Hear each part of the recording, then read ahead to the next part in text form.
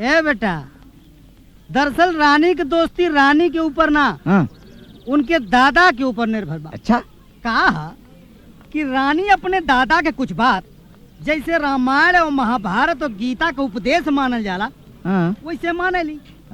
अब रानी के दादा कहले हमें, देखा बिटिया, अगर तोहरा के कोनो लड़का पसंद आ जाओ तो ओकरा साथ सीरियस होकर से पहले वो लड़का के हमरा से मिलवा दिया। अब उस चक्कर में कितना सार लोग गैलन मिले और रिजेक्ट होके चले आए। लेकिन उस्ताद, रंजीत के का हुई हो? आजकल रानी के आगे पीछे बड़ा दौड़त बा, पगलाइले कुकुर निया नु सरहु फुदुक फुदुक के जात बहो। तो जब पगलाइल कुकुर मतीन फुदकत हमें ससुर तो चारों टांग उठा दिए। उनहु के प्रेम प्रसंग खत्म। गैल रहलन कल ही दादा से मिले, रिजेक्ट होके सारा चली आयल होंगे। अरे टाइगर भैया, तू इतने विश्वास के साथ कैसे कह सकेला कि आज होकर दोस्ती के क्लाइमेक्स? ए बेटा, हे खोपड़ी के बाल घामे में ना झड़ल बा, अनुभव। अब एगो चमचमाती कार आके रुकी। रुकल? हाँ भैया रुकल। अब दरवाजा खुल ली। खुलल? हाँ भैया खुलल। अब ओकरा अंदर से खूबसूरत चिकन दुगो टंगरी बहरी आई। बहरियाई? हाँ बहरियाई। अब बेटा एकदम मिनी स्कर्ट और टॉप में खूबसूरत एगो लड़की बाहर निकली। आ गई। उस्ताद, इस कटवा और छोट हो तो बहुत मजा आ जात। क्या कर लेता? मारत सारा ये झापड़ा पे। अब आगे देख, लड़की उतरला के बाद एक हाथ में किताब और दूसरे हाथ से दरवाजा बंद करी टाक और अपने बाल की सिलवट से मारी टाक और करे बाद पलट। पलटल? हाँ उस्ताद, बिल्कुल वैसे पलटी जैसे ने आप बताओ। अब हिरनी मतीन पल खात आगे बढ़। भैया हिरनी जैसन ना, शेरनी जैसन। अबे चुप। खूबसूरत लड़की चाहे जैसे चले, वो लागे ले हिरनी। अब का हुई उस्ताद? अब एगो हाथ एगो गुलाब का फूल लिए आगे बढ़ी। फूल वाला हाथ लौकल? हाँ उस्ताद, फूल वाला हाथ लौक गई। लौक गई? हाँ। वो हाथ जाना लगे कर रंजीतवा कुत्ता के। हाय रंजीतवा के हाथ, लेकिन आप कैसे जान गए? अब आगे आगे का होई गुरु, का होई? अब आगे क्या है गुरु? कुछ दूरदर्शन पे देख बस ससुर, चल के लाइव कुछ देखा। अब चलो। ई का है? फूल रानी तोहरे लिए, हमरे प्यार का इजहार। आई लव यू रानी। अब एकर कोनो जरूरत नहीं खे। अब एकर कोनो जरूरत नहीं खे। लेकिन काल तक सब कुछ ठीक रहा, आज का हो गई रानी? अरे हमार दोस्ती तक कलियां खत्म हो गई। काल है खत्म हो गई? पर का है? काहे कि हमार दादाजी तोहके रिजेक्ट कर देले बा। दादाजी? दादाजी कौन होखेला रिजेक्ट करे वाला? हम तोरा के बहुत प्यार करीला, बहुत। तू कहता अपन सीना फाड़ के दिखा दी। ई का रे? चाकू सीना फाड़े के ऐसे बढ़िया मौका ना मिली, फाड़ दी। रानी साले तोरा के पेशाब लग गइल। अरे चुप! एको काम तरह से ठीक से ना हो सकेला। ससुर जीवन भर तू धतुरा के पेड़ बन के रह जेबे। अरे तहरा के अच्छी तरह से मालूम है ना कि हम गांव में सब कुछ बेच बाच के, खेत मकान सब बेच के तोरा के शहर के कॉलेज में एडमिशन करौनी, केवल रानी के खातिर, केवल रानी के खातिर। और तू ससुरा मुंह लटका के आ गईला हमरा सामने, कहे कि रानी हमरा से मुंह फेर लेला। ससुर आता ही ने त का करी बाबूजी, हम तो बहुते कोशिश कैली। अरे कोशिश हमरा तो बुझाता कि तू जीवन भर कोशिशें करते रह जेबे और हम दोनों बाप बेटा कटोरा लेके भीख मांगब साला हमनी। ए बेटा देख हम बहुत मेहनत करके, सब कुछ सोच विचार करके गांव में अपन एक सामान बेच के शहर में इठा ठट्ठा खड़ा कैनी, एक खातिर कि तू रानी से ब्याह करे में कामयाब हो जीबे। बड़ा मुश्किल से बेटा हम एक तो आसामी बटोले बानी। हाँ, तू कोनो हालत में निकले के ना चाहिए। अगर तो तू बेटा रानी से शादी करे में कामयाब हो गई तो बेटा तू सोना के थाली में खाना खीबे और चांदी के पलंग पे सुतबे।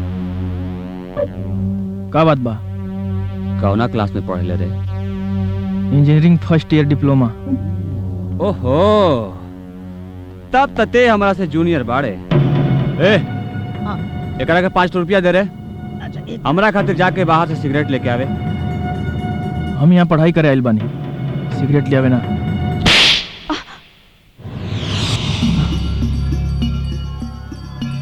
अपने सीनियर से जबान ना लड़ावल जाला, सिर्फ ओकर बात मानल जाला। जो हे रंजीत बाबू, बात सुना। बात खाली सिगरेट का हो तो हम जाके लावत मानी, काहे के झंझट बवाल करता हो फालतू में।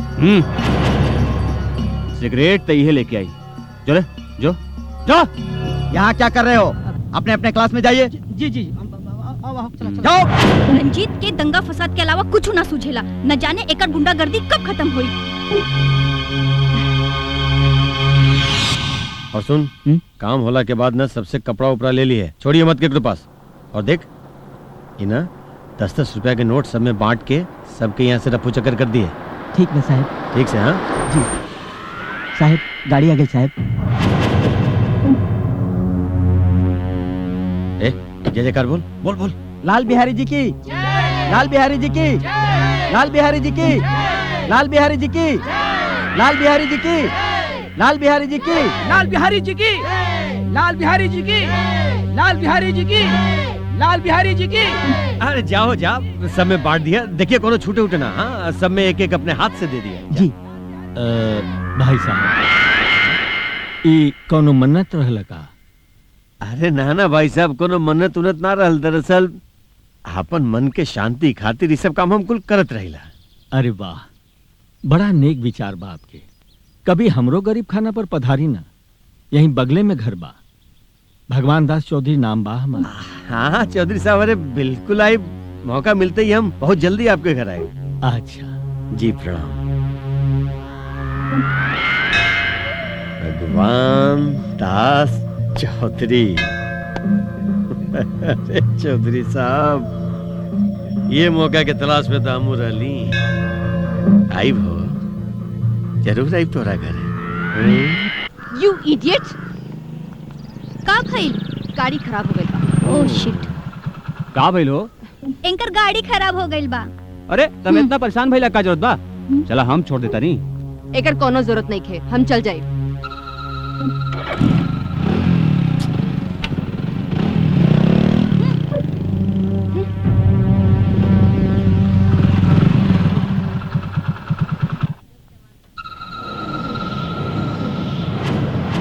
ए मुच्छड़, सिगरेट पिलाओ।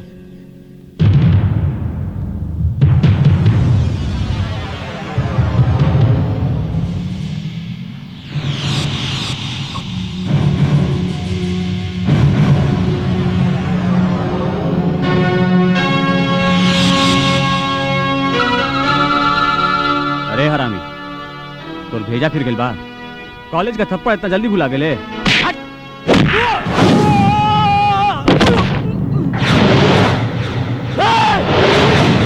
साला तू हमरा ऊपर हाथ उठौले?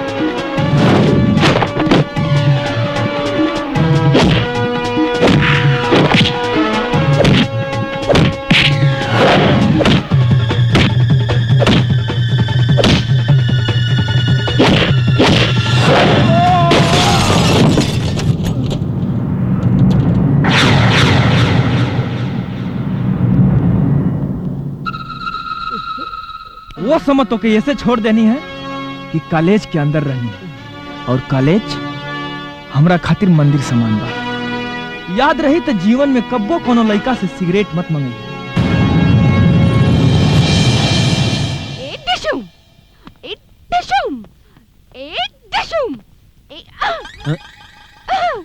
का बात बा बिटिया? ई बॉक्सिंग कराटे के प्रैक्टिस काहे होत बा? प्रैक्टिस ना दादाजी, आंखों देखी हाल। आंखों देखी हाल कैसन? कहाँ? हमारी कॉलेज में दादाजी जबरदस्त एक्शन, मारा मारी, लाता लाती, घुसम घुसी, पटका पटकी, जबरदस्त पिटाई और फिर वार्निंग। अरे भाई कुछ बताइबो करबू कि खाली बुझौनिए बुझेबू के कैलस ही सब? अमर दादाजी, अमर। अमर? ये अमर के है? लड़का नंबर 1। हाँ? लड़का नंबर 1? हाँ दादाजी, लड़का नंबर 1। डांस में नंबर 1, गायकी में नंबर 1 और अब तो फाइट में भी नंबर 1। और संस्कार तो इतना दादाजी कि कॉलेज के भी मंदिर समझेला। अरे भाई वो लड़का में एक के साथ इतना गुण बा त कहियो हमरो से मिलवावा। बिल्कुल दादाजी, अमर की तो कोनो तरह से आप कबो रिजेक्ट कर ही न सकेला। अच्छा हाँ तो ठीक बा, एक दिन ले आबो उनकरा के। एक दिन का है, हम तो उनके बिहान लेके आवता नहीं। थैंक यू दादाजी। आहा।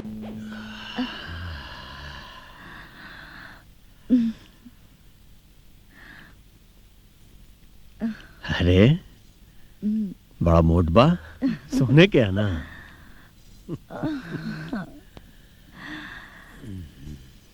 हाँ, पूरे 10 तोले के बा। हाय हाय, हमरो लॉटरी लगे तो हो 15 तोला के बनवा दे। लॉटरी? लॉटरी हमरा हाथे करोड़ों के माल लगे वाला बा। बस एक बार माल हाथ लग जाएगा ना, ये सब नाच गाना बदनामी के धंधा सब छोड़वा के रानी बना के तोहरा अपना साथ महल में रखो हो, महल में। अच्छा, ऐसा कौन सा लॉटरी हाथ लग गई बा? हाँ?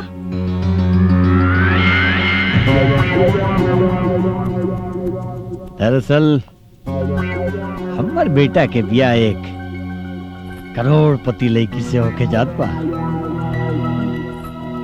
एक बार बिया हो जाए तो दूल्हा बनी हमारे बेटा और हम बनब करोड़पति। बहू के साथ हमार लड़का खुश और हम तोहरा साथ देखो। लेकिन का करी लालमणि, ससुरा बार बार एक समस्या सामने आ जात बा। समस्या? कैसन समस्या? देख लालमणि, करोड़ों रुपया कमाए खातिर ना लाखों रुपया पानी की तरह खर्चा करे के पड़ रहा। अब देखा ना, काले हमरा होके वाला समधी के साथ एक तो बहुत बड़ पार्टी में जाके बा, लेकिन देखा पॉकेट में एक तो फुटियो कौड़ी ना है। का होता है लालमणि, इस सब टेंशन से तब हमरा कुछ ठीक नहीं के लागत, कुछ ना। हाँ, ये तो परेशानी वाली बतिए बा। हाँ लालमणि, अब देखा लालमणि, अगर हमार बात माना, देखा तो के बुरा न लगे तो गर्दनी हमरा दे का? देखा तो चिंता न करा। देखा तोरा हम 15 तोला के बनवा दे, वो खड़ा सोना के। लेकिन लालमणि, काल हमार इज्जत बचाला। हाँ, लेकिन फिर हमें पूरा 15 तोला के चाहिए। अरे 15 का 20 तोला के दे दे तोरा हो, 20 तोला के। तू चिंता न कर लालमणि, तू चिंता न कर हो। काल देखला गुरु, अमर रंजीत के मार मार के इंसान से हनुमान बना देला था। तो कहे न बना दी? टाइगर के दोस्त बा हो, टाइगर के। तो हार दोस्त, एकरा तो हम तोरा साथे कबो नहीं की देखले। मारा सारा फैट जावे ना देखला तो अब देख ली है। लेकिन हाँ। कहाँ बाऊ? हमका बुझात बा कि उ रंजीत के डर से आइले नहीं खे। चुप, मारा सारा पे गिरा के देखो कहीं के बकर बकर साला बीच में बोलेला। हैं? अरे वो मर्द का बच्चा हो यार, मर्द का बच्चा, वो डराए वाला थोड़ा हो। हाँ, अमर की देखला हो? ओहो, तो तू खोजे लगलू अमर के? अमर खोजे वाली चीजें बाने, पूरा कॉलेज खोजता, हम लोग अमर के खोजते बानी। खोजा खोजा खोजा खोजा कत्ते न कत्ते मिलवाई करिए।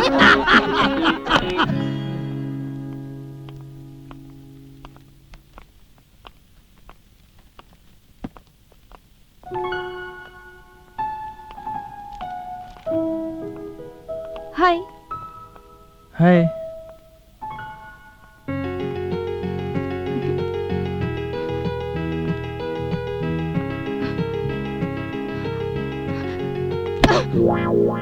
का भाई? तू तो हमरा के देखते नहीं खन। अरे वाह, हम तोरा के यहाँ देखे आइल बानी कि पढ़ाई करे आइल बानी? हमरा के तोरा से कुछ बात करके बा। देखा, कॉलेज में बात ना, पढ़ाई करी जाला। तुम्हें वो किताब लेके पढ़ाई करा और हमरो पढ़ाई करे दा। हम यहाँ पढ़ाई ना तो के ई बतावे आइल बानी कि हमार दादाजी तो के बुलावले बाड़ा और तो के हमरे घरे चले के पड़ी। अरे वाह, ऑर्डर तैसे देत बाड़ू जैसे बम लेके आइल बाड़ू। हम ना मानब तो हमरे ऊपर पटक देबू। अरे तोहार दादा का कोनो लाट गवर्नर हमें जो हमरा के ऑर्डर दिए और हम भाग के चल जाई? हाउ डेयर यू! तो के हमार दादाजी के बारे में ऐसे बात करके हिम्मत कैसे भई? ए मैडम, आंख मत दिखावा। हमरा के तोहरा दादाजी से मिले में कोनो दिलचस्पी नहीं खे।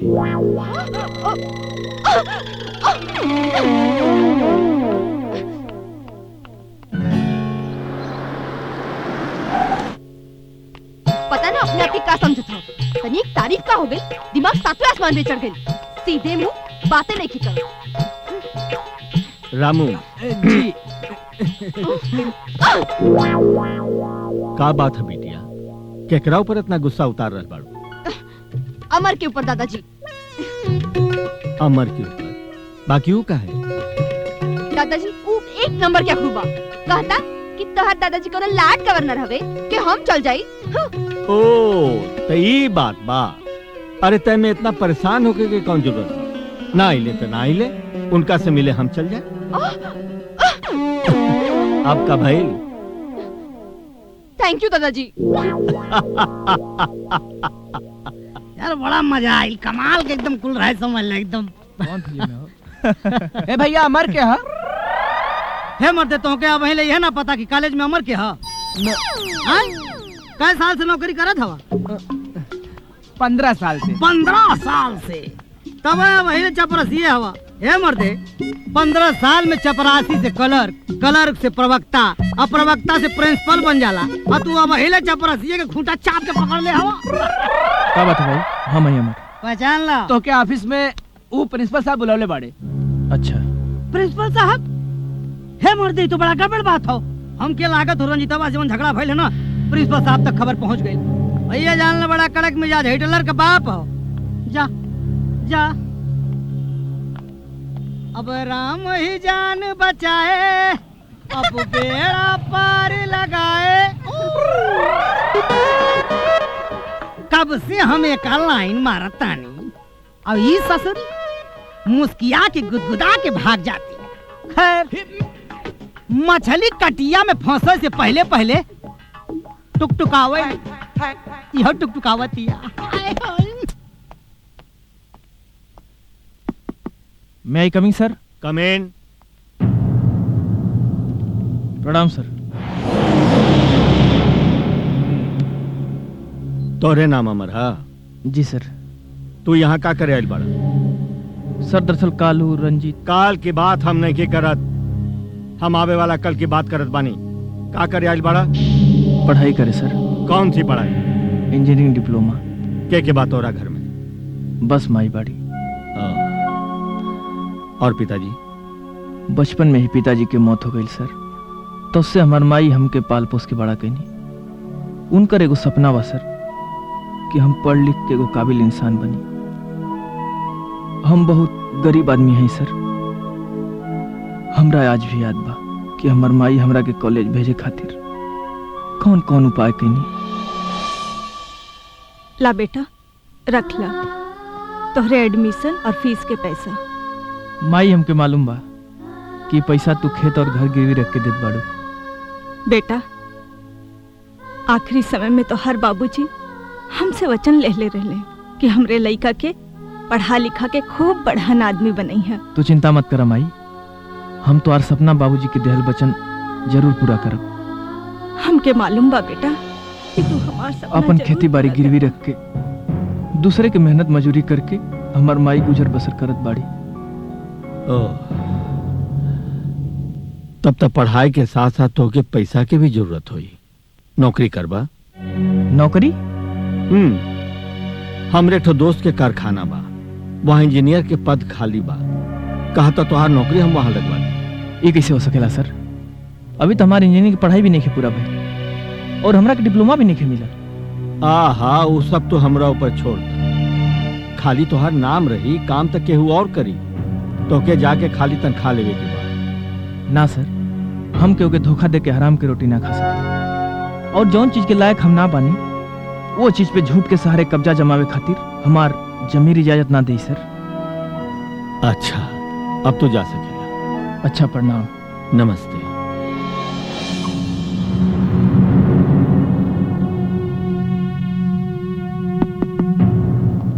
आई प्रिंसिपल साहब। का भैल चौधरी जी, अमर के परख लेनी? अरे प्रिंसिपल साहब, बहुत बढ़िया लड़का बा और बड़ा खुददार भी बा। चली बढ़िया भैल, कम से कम एक लड़का तो राउर कसौटी पर खरा उतरल। प्रिंसिपल साहब, अगर रउआ साथ ना देती और आपन एक कुर्सी ना देती तो हमार मकसद पूरा ना हो पाई। का बात करत आनी चौधरी साहब, हमरा इस सेवा के एहसान मत बनाई। कतना कुछ रउआ कैले बानी कॉलेज खातिर। ई तो हमार सौभाग्य बा कि आज आपके सेवा करे के एगो छोटा सा मौका मिलल बा। बस। अच्छा, अब हम चलत हनी। प्रणाम। प्रणाम। रानी बेटी। दादाजी का भइल दादाजी? मैं लैली ऊ अखड़ू से। हम तोहार अकड़ू से मिल के आबद बानी। जैसन लड़का हमके तोहरा खातिर चाही, उ सौंसे गुण नंबर में मौजूद बा। हमरा के उ लड़का बहुत पसंद बा। अब अगर तोहरा के पसंद होखे तो हमरा तरफ से तो इजाजत बा। दादाजी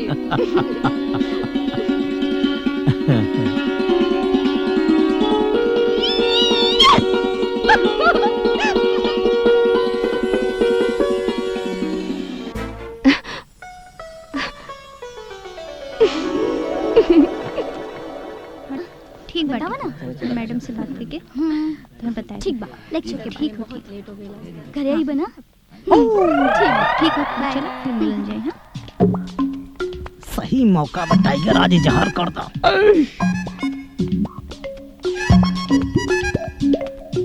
है सुना हो,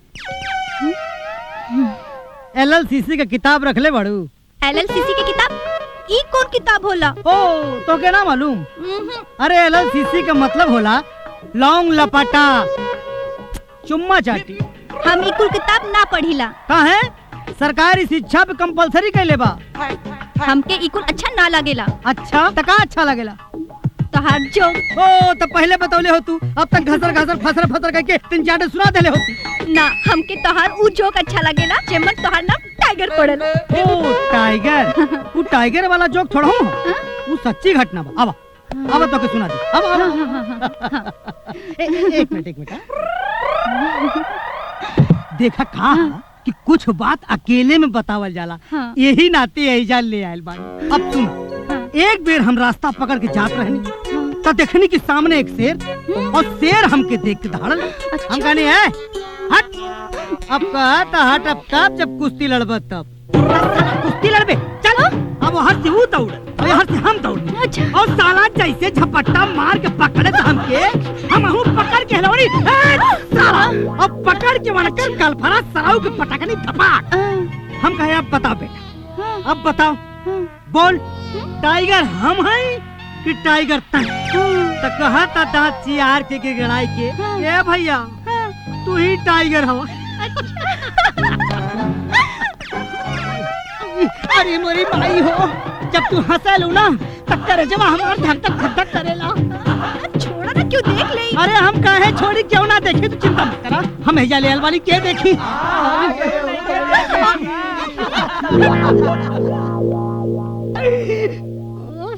हसल मतलब फसल। बैठी बैठी लाल बिहारी जी। अरे भाई, उस दिन मंदिर में बड़ा दान पुण्य करत रहनी। का धंधा बिजनेस बाप के? चौधरी साहब ही पूछी कि का धंधा नहीं किया हमरा लगे। बिहार में कोयला के खदान बा, तो यूपी में ठेकेदारी के धंधा बा, पंजाब में चीनी और गेहूं के धंधा कैले बानी, तो MP में इतना बड़का फार्म हाउस खोल के रख ले बानी। और महाराष्ट्र में तो एक्सपोर्ट डिपोर्ट के धंधा बा। और चौधरी साहब, ये सब खाली एक बेटा खातिर बा। एक ही बेटा बड़े आपके? जी चौधरी साहब, इक्के को बेटा बा और वो यहीं के कॉलेज में पढ़ेला। चौधरी साहब हम तो सोचता नहीं ना कि ओकर पढ़ाई लिखाई खत्म हो जाए ना तो सब कारोबार धंधा ओकरा हाथ में सौंप के आ चुपचाप जाके सन्यास ले लिया और मंदिर में घंटी बजा के भजन कीर्तन करी बस।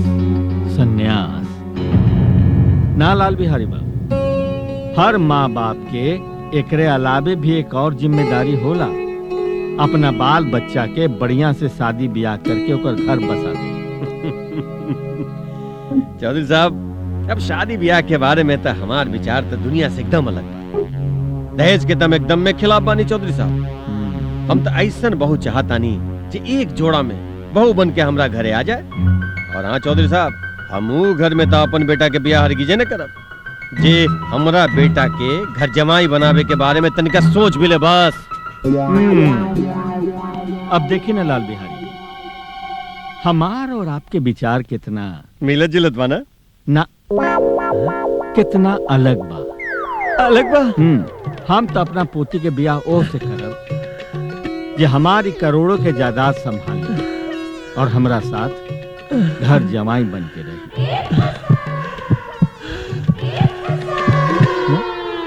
का भाई? कुछ ना। तबीयत तो ठीक बा ना?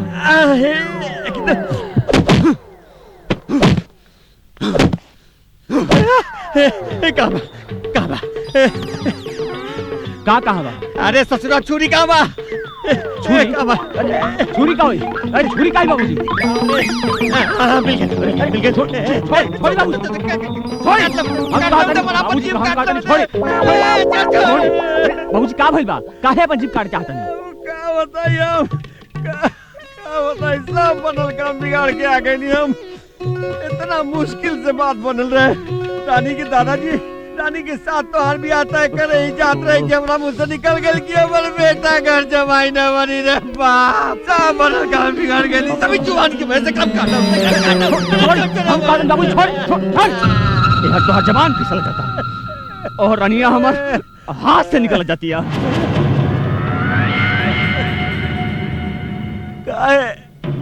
अब का बताई बाबूजी, जब से वो मरवा से हमारा झगड़ा भइल बा तब से उस सलीमा से सीधा मुंह बातें नहीं करत। ए बेटा ऐसा ना बोल, ऐसा ना बोल बेटा। देख देख हमारा हार्ट अटैक आ जाए ने। एक तो सब काम हम बिगाड़ के आ गए नहीं बेटा। अब तो ऊपर भरोसा मारे बाबू। देख रानी के ना अपन चंगुल में फंसा के रख, ओकरा अपन चंगुल से जामत दिए दे बेटा, ना तो सब काम बेकार हो जाए बाबू। ए बेटा कोई नया तरकीब सोच लो रे बाबू।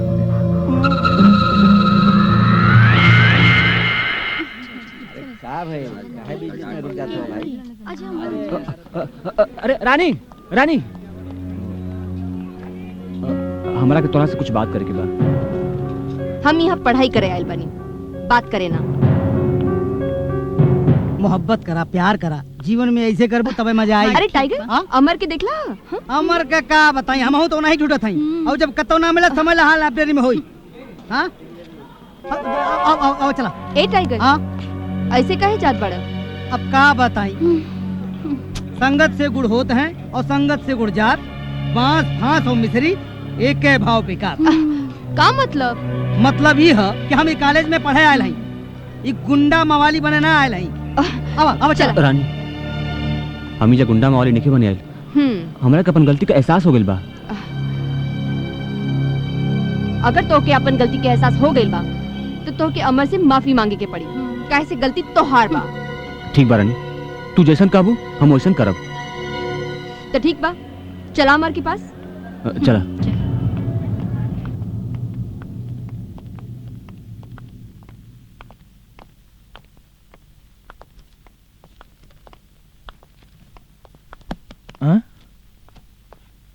माफी मांगे आयल बड़े। माफी? वो कौन चीज के? दरअसल रंजीत के अपन गलती के एहसास हो गइल बा। हाँ अमर, हम अपने किए पर बहुत शर्मिंदा बानी। आई एम सॉरी यार। देखा रंजीत, जब इंसान अपन गलती का एहसास कैल शुरू कर देला तो ओकरा अंदर अच्छाई की शुरुआत होके लगेला। और हमनी के बीच सिर्फ पढ़ाई कंपटीशन होके चाहिए, कोनो दूसर बात के ना। ये आज एक बात पे हमरा तरफ से पार्टी। पार्टी? वो कौन खुशी में? आज हमारा बर्थडे है ना, तो ओकरा खुशी में आज हमरा तरफ से पेप्सी पार्टी। वाह, भाई ये खुशी के मौका पर सर्विस हम दे। हम खाली सर्विस ले। Let's go.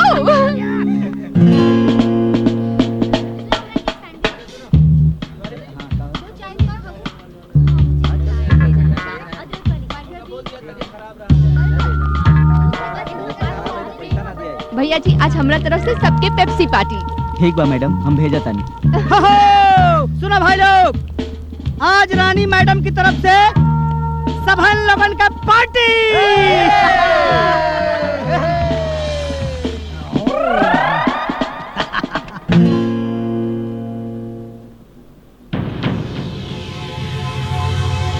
रानी के जन्मदिन था 15 तारीख के बाद, तू आज काय पार्टी देत ताड़ी?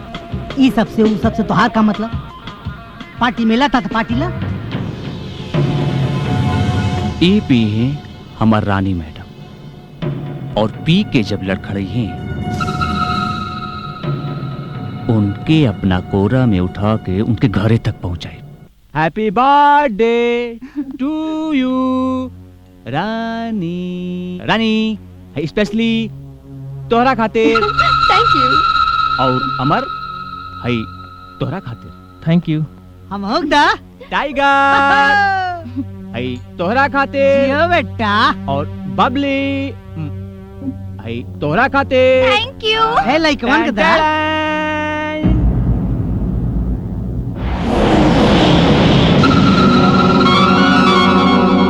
ये काहे गिलास चेंज कर देलू? ऐसन कैला से दोस्ती गहरा हो जाला। अच्छा,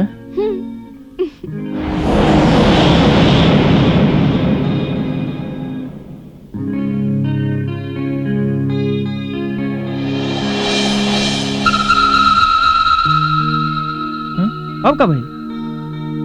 एक दूसरा के झूठा पियला से प्यार गहरा हो जाला। देखलू रानी और अमर के तरह बदल बदल के पियता ने। लब हम बदल जाओ। लब ऊ काहे? हैं? ऊ काहे? अरे सुन लू ना। हाँ का? एम्मे से उम्मे डाले से प्यार और दोस्ती बढ़ जाता। अला पिया मारा मजा जिंदगी का।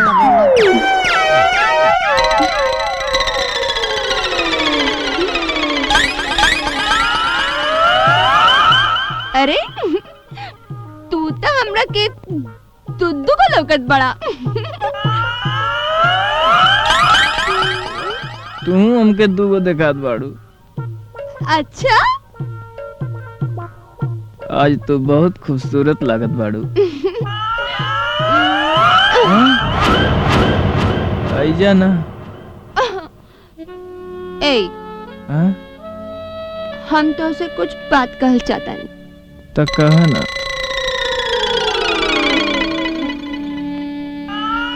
आई love you. I love you two.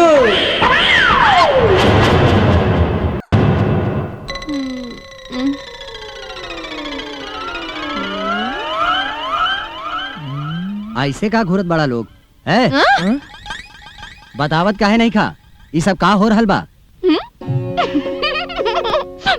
बतावा बतावा का हो रहा बा? काहे बताएं? तू कौन है, प्रिंसिपल हवा का? हाँ। अगर प्रिंसिपल आप हैं तो बड़ी बड़ी कड़क मूछ कहाँ गई? हाँ कहाँ गए? आ उजर उजर बकुला नियर बाल जौन रहे वो कहाँ गई? कहाँ गए बतावा? बतावा?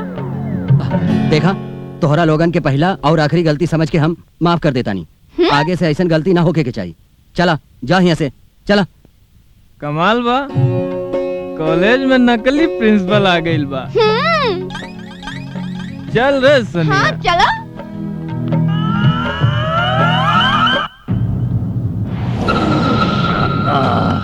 पी पी ससुरा पी और पी। अरे ससुरा दारू आ पेप्सी ना रे। ससुरा तेरे यहाँ तक कुछ कारण बोले आके यहाँ बोतल पे आपत से की बगान में खिसियानी बिली खम्बा नाचे। तारा पे भरोसा किल बेकार बारे। तारा से कुछ नौकरी बेटा, कुछ नौकरी। यही तरह रजे में और ससुरा हमरा भिखारी बना के रख दे तू। लालची बुढ़ा। ये हमके बुढ़ा कब है?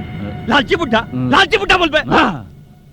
हम तो रख के लालची बुड्ढा डाली का कर हमार भेजा पहले ही से खराब बा। अगर और दिमाग खराब कैले ना तो अमरवा का जगह तोरे गर्दन काट ले। तू हमर गर्दन काट बे, हमर गर्दन चल काट काट काट ले रे बेटा, काट ले गर्दन, काट साले मुझे गर्दन काट कर काट ससुरा काट।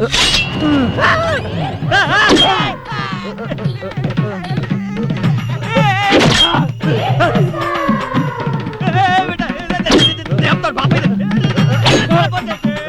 हम तो बाप ही दे। लालची साला बुढ़वा गल का लोग आ गए साला बुढ़वा। अच्छा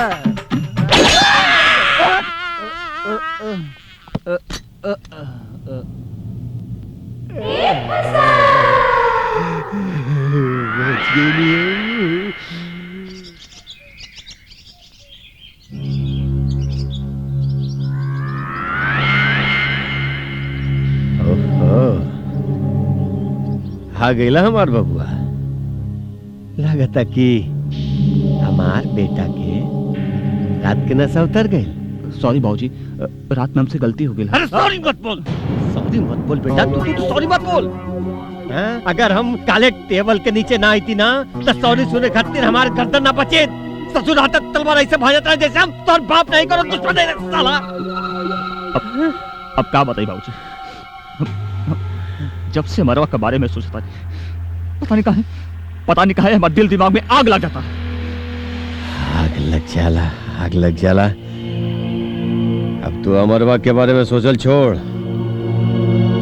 और रानी बिटिया के बारे में सोचल शुरू कर, बुझले बेटा। तू चौनी छाप अमरवा के ना आपन और रानी के बीच से गोर में गरल कांटा जैसे निकाल के बाहर फेंक दे और नए तरीके से रानी के पटावे के उपाय सोच।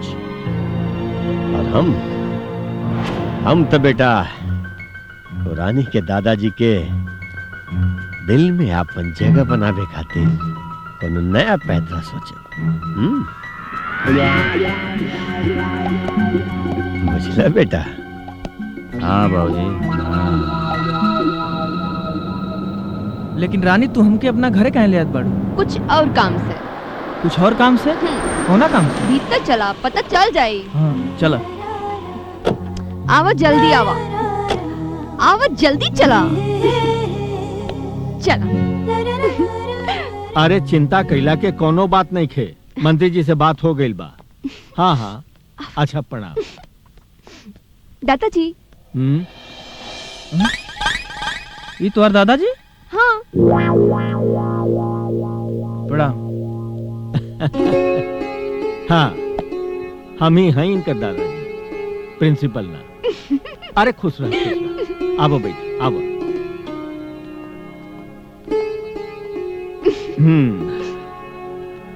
दादाजी वो दिन तो आप हमके ओ दिन तो हम प्रिंसिपल बन के तोहर परीक्षा लेवे गए रहनी और तू परीक्षा पर खड़ा उतरला। देखा हम तोरा से घुमा फिरा के बात ना कर। दरअसल रानी तोहरा के पसंद करेली और हमहू तोहरा के बहुत पसंद करेली। अब अगर तू रानी के पसंद करला तो हम चाहब कि रानी और तोहार ब्याह करा दी। दादाजी रानी तो हमों के बहुत पसंद बाड़ी, बाकी हम अपना माई से पूछले बगैर शादी के फैसला ना ले सकीले। तोहरा बात सुन के हमरा बहुत गर्व हो रहा बा अमर। भगवान करे कि तोहरा जैसन संस्कारी लड़का हर माई बाप के मिले। रह गई तोहरे माई से बात करे के तो छुट्टी में हम खुदे चल के तोहरा माई से हाथ जोड़ के रिश्ता की बात करब। हमरा पूरा विश्वास बा वो हमार बात मान लिया। अच्छा दादाजी अब हम चलत बानी। अरे काहे बैठा, पहला बार आइल बड़ा, खाना उना खा के जी। ना फिर कभी आइब त? फिर कभी ना, काले सांझ के आबे के बा। काल फिर? हाँ, तो के पता नहीं के का काल रानी के जन्मदिन बा। जन्मदिन? काल रात के? हाँ दादाजी हम अमर के छोड़ के आवता नहीं। चला चला। जरूर ही लड़की कौनो न कौनो शरारत अमर के साथ कैले होई। हे प्रभु, आज हम बहुत खुश बानी। रउआ आशीर्वाद देके हमार जीवन के सबसे बड़ चिंता से हमरा के मुक्त करा दी। आशीर्वाद दे के अमर जैसन दामाद से मिला के हमरा त सारा मुराद पूरा कर देगी। बस प्रभु, कैसे हूँ रानी और अमर के रिश्ता बन जाए, तो हम हूँ आपके आशीर्वाद से कन्यादान के ऋण से मुक्त हो जाए। जय प्रभु।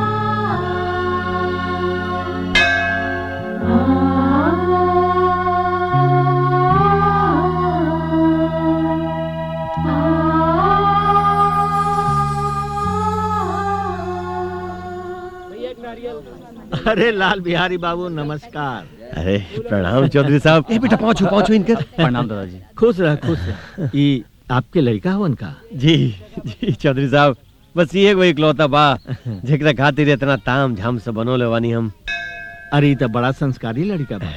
एक दिन हमरा घरे आयल रहे रानी से मिले, बाकी उदित बतौले न कि आपके लड़का हमें। कहा बताई चौधरी साहब, ई थोड़ा संकोची विचार के भाई। अगर ये अपने आप अपन संकोच त्याग दिले रहित ना, तब ले कर कल्याण हो गए रहित। अच्छा तो संकोच उनको छोड़ा, काल हमरा घरे आवे के बा। काल हमरा घरे आवे। घरे? हाँ। काहे? अरे रानी के जन्मदिन न बा, कुछ पार्टी साटी हुई।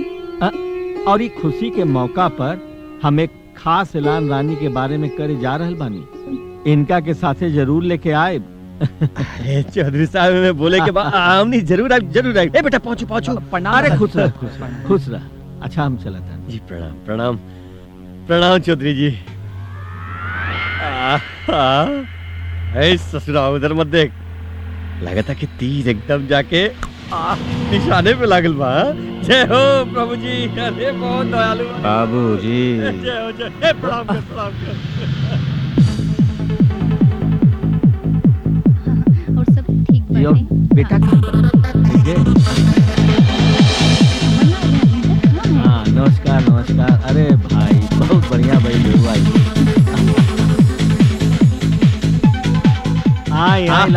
प्रणाम चौधरी साहब, बच्ची के बर्थडे बहुत बहुत मुबारक हो। अरे बेटा तू आगेला अच्छा कइला। अरे कैसे ना होते, आपके आदेश जनरल ताबे के पड़ी। अरे तो तू यहाँ कहाँ खड़ा बड़ा? जा जा रानी के फूल उल्टा, वो तोहनी के टोली। हाँ हाँ हाँ जा बेटा जा बेटा। चौधरी साहब के आदेश माना भाई। जा। आए बिहारी। हाँ आइए। रानी हाय। हाय। जन्मदिन पर हमारा तरफ से तोहरा के बहुत बहुत शुभकामनाएं। है तोहरा खातिर रानी। Thank you so much Ranjit.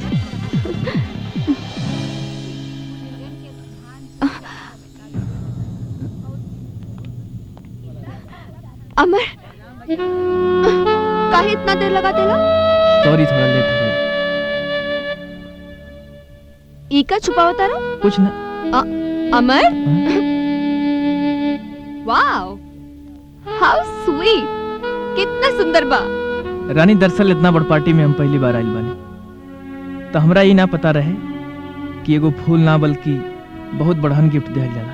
ए पुत्तू, एक गिफ्ट हमरे लिए सबसे प्यारा बा, बाकी सबके गिफ्ट कहीं ना कहीं धरा जाए। बाकी एक गिफ्ट के तो हम अपनी चूड़ा में सजाई।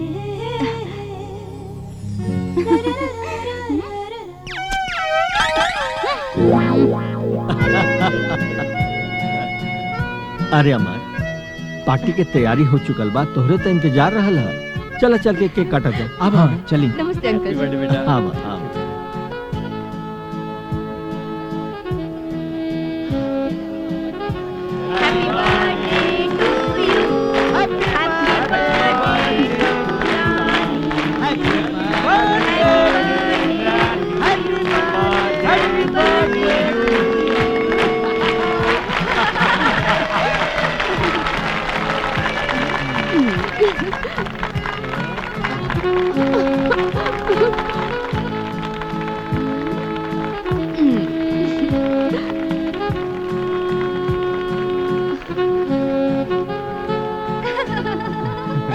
रानी हमरा हाथ से। सुनी सुनी भाई लोगन, आज एक खुशी के मौका पर हम एक खुशखबरी और सुनावल चाहत बानी। आज हम अपना पोती के सगाई अमर से करतानी।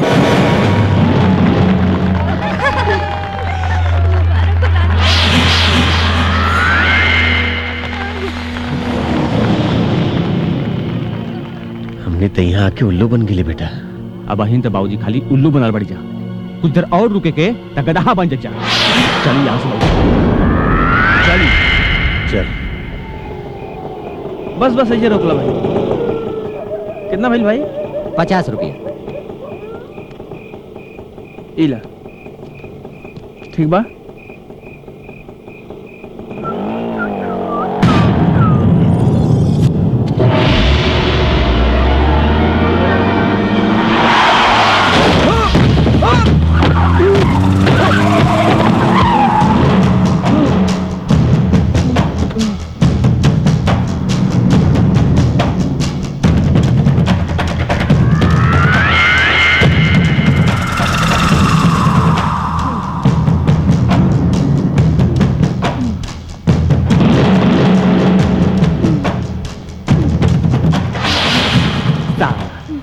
हरामी हमरे रास्ता का काटा बनत रहे। हा देख साले कैसन फड़फड़ात बा। एड़ी उठा के चांद छुए के कोशिश करत।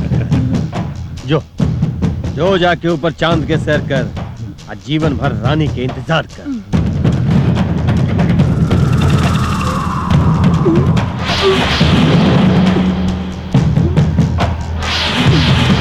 बस चल रहे बेटा, चले बाबा।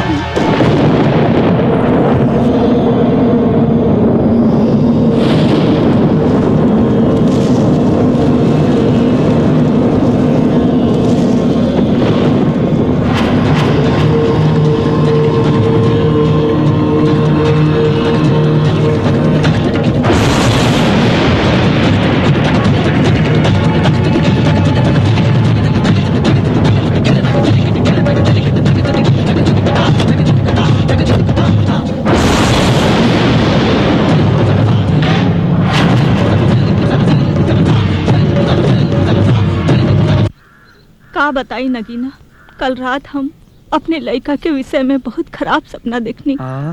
हमार मन बहुत घबरात बा। हमके लागा था हमार लड़का कोनो मुसीबत में बा। कुछ मुसीबत ना, और सपना लड़का लोगन के सपना देखे से उल्टा होला, उनका उम्र बढ़ी, समझ लू। ना नगीना, हमार मन नहीं मानत। हमके ऐसन लागा था हमार लड़का पे जरूर कोनो मुसीबत बा। हम ओके खोजे जाइल चाहत बानी। भोला के माई से कर्जा लेवे जात बानी। कर्जा? हाँ। हम है ना पैसा देवे खातिर, जब तोहरे लगे होई तो दे दी, समझ लू। इतना बड़ शहर में तू अकेली कैसे खोजबू हो? हम कैसे न खोज ले, हमार जाइल बहुत जरूरी बा। चला चला चला बहनी, घरे चला, तोके पैसा दे दी। चला हो, चला चला चला। ए टाइगर, हाँ अमर के देखला? अमर यहाँ कहाँ रहियन? हाँ लाइब्रेरी में बैठल होइयन, त यहाँ कहाँ हेरत हऊ? Yes right. Yes right.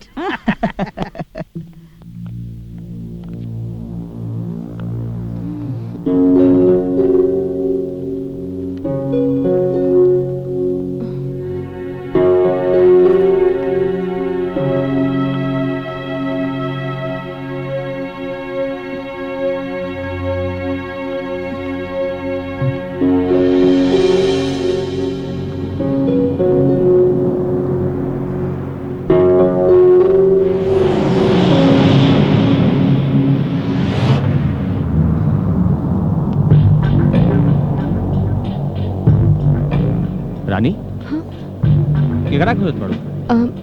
अमर के देखला? ना, अमर के तो हमू ना देखली हां, लेकिन का बात बा? ना कुछ ना।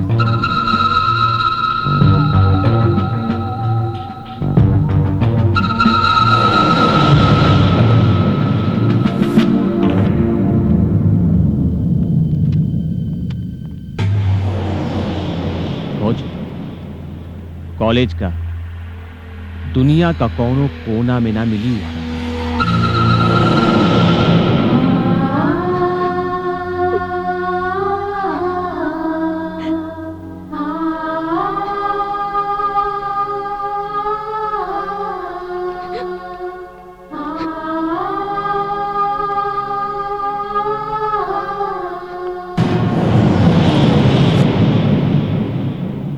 अरे तू अकेले?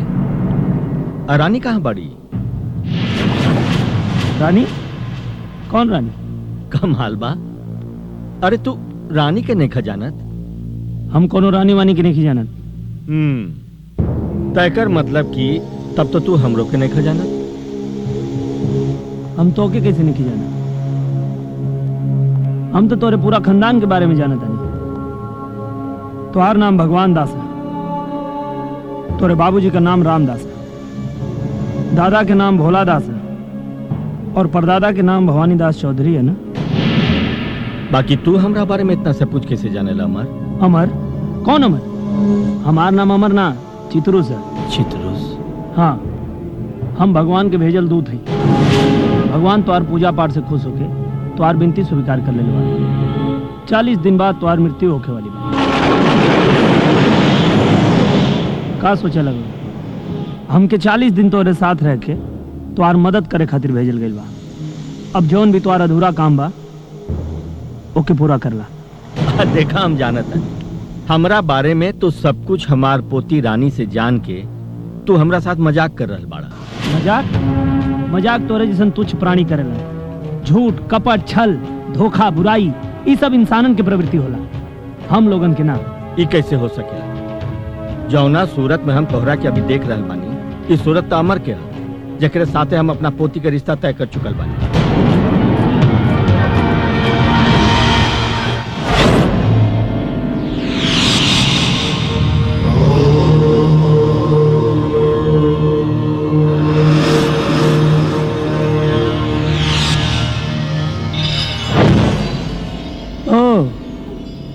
तब हमके समझ में आ गई कि तोके विश्वास का नहीं क्यों। तू हमरा के अमर समझत हुआ ना, लेकिन हम अमर ना, चित्रो से। अमर के तो मौत हो चुकल बा।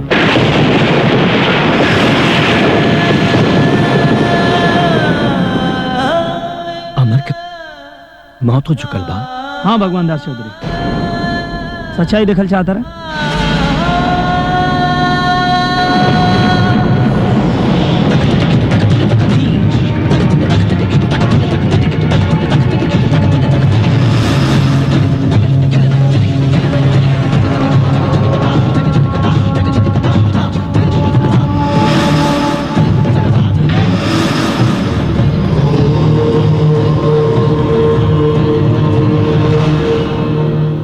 रात देवलोक से जब हम मृत्यु लोक में आई, तभी सड़क पर ही लाश के देखने।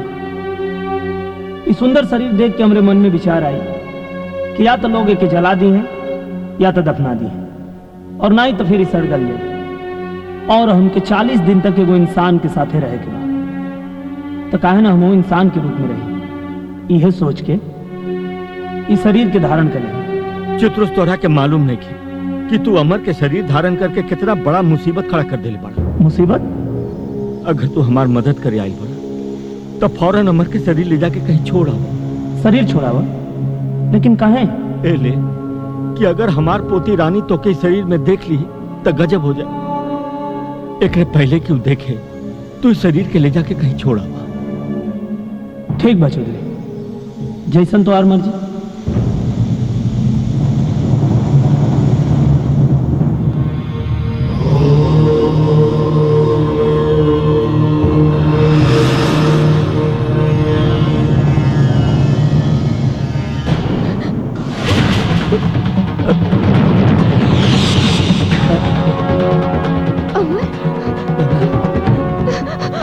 अरे अमर, तू यहाँ? हम तो के पूरा कॉलेज में ढूंढत बानी और तू यहाँ दादाजी के साथ गप लड़ावत पड़ा। कॉलेज काहे ना इला हो? कॉलेज? कैसन कॉलेज? हमके लागत बा कि इनहू के कोनो गलतफहमी हो गई। का मतलब? मतलब ये बा बेटी की अमर थोड़ा परेशान बाड़े, वही से कॉलेज छोड़ के हमरा लग गया। हम इनका समझा देता। लेकिन अमर दादाजी,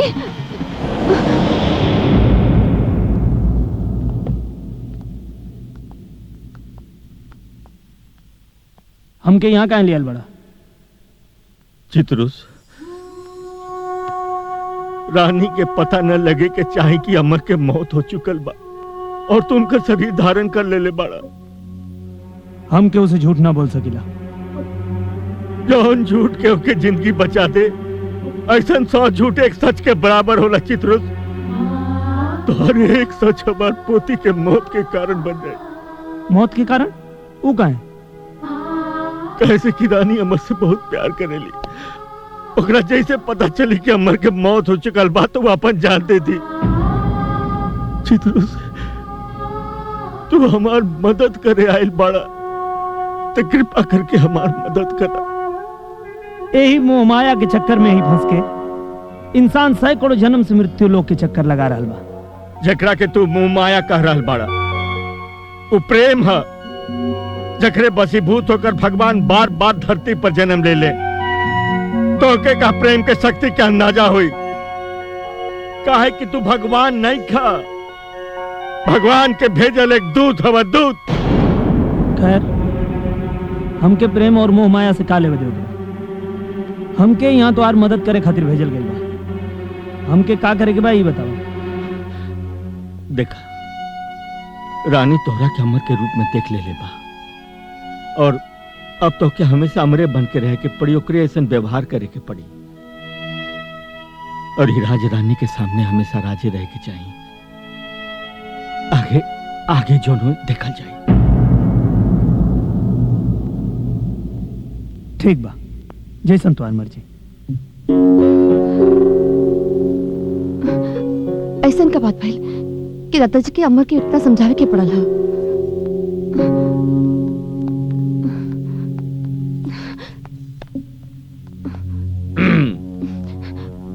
दादाजी का भइल? अमर मान गई ले। अभी हॉस्टल में ना यहीं घर में रही है। दादाजी ला ला ला ला ला ला ला ला ला ला। अमर तू? हम तोरा के कहीं दिखले बनी। हाय रंजीत। हाय। हम इनका के कहीं दिखले बनी। अरे अमर इनके ना पहचाना था वो ई रंजीत हमार कॉलेज के साथी। अरे अमर इतना जल्दी भुला गईला? अरे अमर ऐसे का देखत बड़ा। अब इनका से कवन नाराजगी। चला हाथ मिलावा।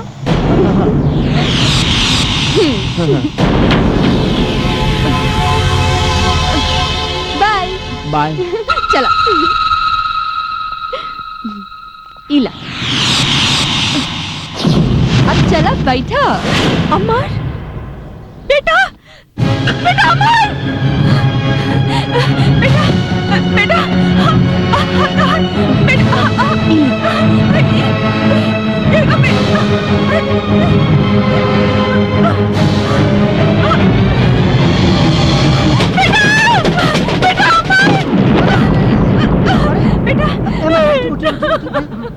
आराम से उठ बेटा हे माजी तू आ गड़िया के पीछे काहे दौड़त बाड़ू?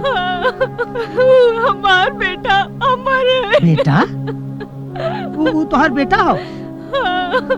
अच्छा अब समझ में आयल है।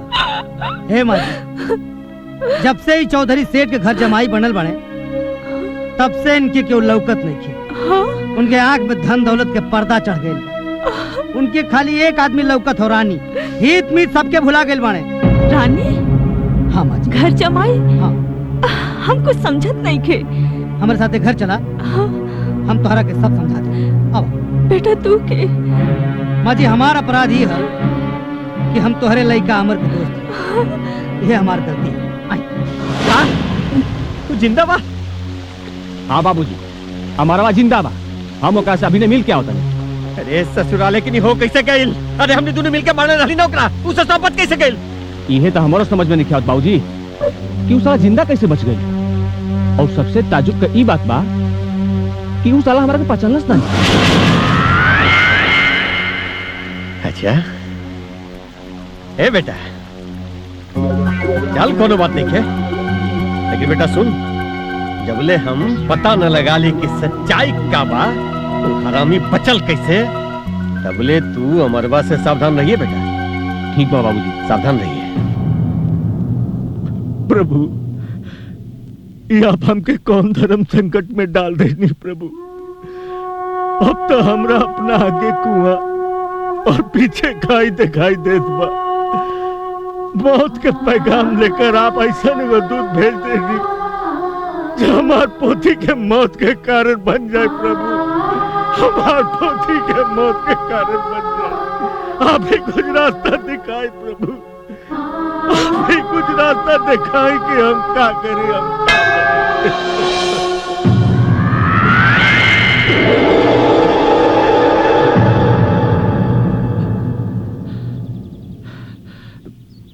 चौधरी साहब प्रणाम। अरे प्रणाम प्रणाम लाल बिहारी बाबू। अच्छा भइल कि आज भगवान जी के साथ साथ आपके भी दर्शन हो गए चौधरी साहब। लगा था कि कुछ खास बात होत रहे भगवान जी से। लाल बिहारी बाबू, जीवन में इंसान कब कब ऐसा मोड़ पड़ा जाला कि या तो खुदे से बात करेला या फिर भगवान से। क्या बात करे धनी चौधरी साहब, आपके कौन बात की चिंता है? अरे अब तो आपके मनपसंद लड़का भी मिल गई, रानी बिटिया भी खुश।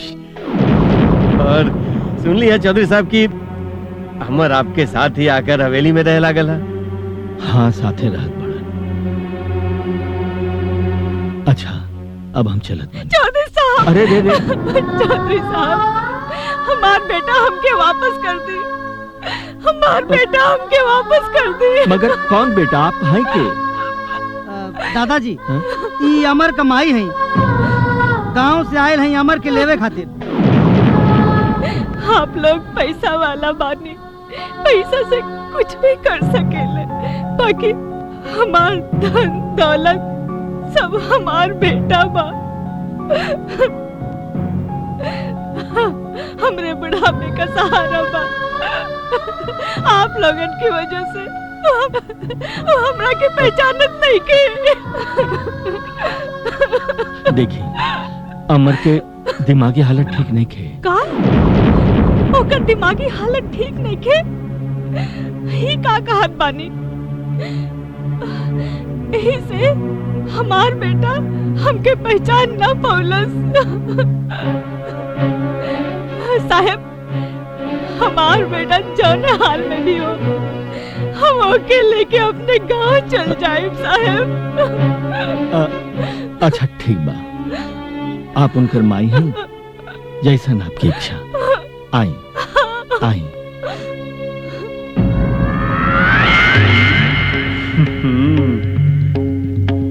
सही बात है हो चौधरी साहब। अरे रानी ई का कर बारे? अगर तू अपना आँख में पट्टी बांध के हमरा की पकड़ बा तो हम समझब कि तू हमरा की सच्चा प्यार करेला। अच्छा? पकड़ा, पकड़ा, आवा, आवा, अमर, आवा, आवा, अमर, अमर है नहीं, है नहीं, अमर, अमर, अमर है नहीं, आवा, है नहीं, आवा, है नहीं, अमर, अमर है नहीं, है नहीं, है नहीं, अमर है नहीं, आवा, है नहीं, अमर, अमर, अमर, अमर बेटा, अमर बेटा, अमर बेटा, चला, हम तो के ले जाए पानी, चला बेटा। कौन बेटा? कैसन बेटा? हम कहीं ना जाए, हम यहाँ चौधरी खातिर आयल बानी। बेटा, ये तो का कहा ताड़ा? हम तो हर माई है, तू हमके काहे नहीं के पहचानत? रोवा चिंता मत करी, हम अमर के समझा पानी। अमर हेने आवा। चित्रुस, ये बढ़िया मौका बा, ये अमर के माई है। यही बहाने 2-4 दिन गाँव में चल जा और शरीर रोजे छोड़ के चल आवा। इहो 2-4 दिन रोई है, फिर सबे अमर के भुला जाए।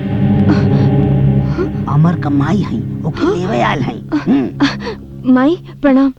खुश रहा। माई, हम चले खातिर तैयार बानी माई। चला चला बेटा, चला, ना माई, अमर के मत ले जाए। दादाजी, अगर अमर चल गई ना तो हम अपन जान दे दे। माई, माई, अमर के मत ले जाए माई, अमर के मत ले जाए।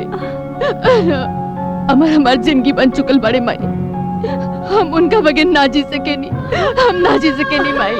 माई, हम तो हर दर्द पूछ सकता नहीं, वो तो हर लड़का हुए, लेकिन अब अब वो हमार सुहाग बन चुकल बारे माई। हमरा के हमार सुहाग से अलग मत करी माई, मत करी माई, मत करी। उठा बेटी, उठा। हमके ना मालूम रहल कि हमार बेटा के ए तरह के हु चाहे वाला बा। तोहरे दिल में अमर खातिर इतना प्यार देख के हमके विश्वास हो गइल बा कि हमार अमर यहाँ सुरक्षित बा। अब हमरा के कोनो चिंता नहीं के।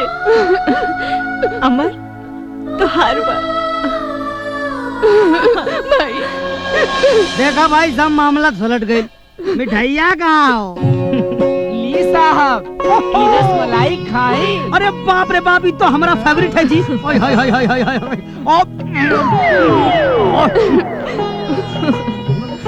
अरे भैया ज्यादा खाइबा ना तो और मोटा जाइबा। चुप रहता। अरे जे खाई रसमलाई वो हमरे मतीन मोटाई, और जे ना खाई रसमलाई तो हमारे मतीन गाल पुचक जाई।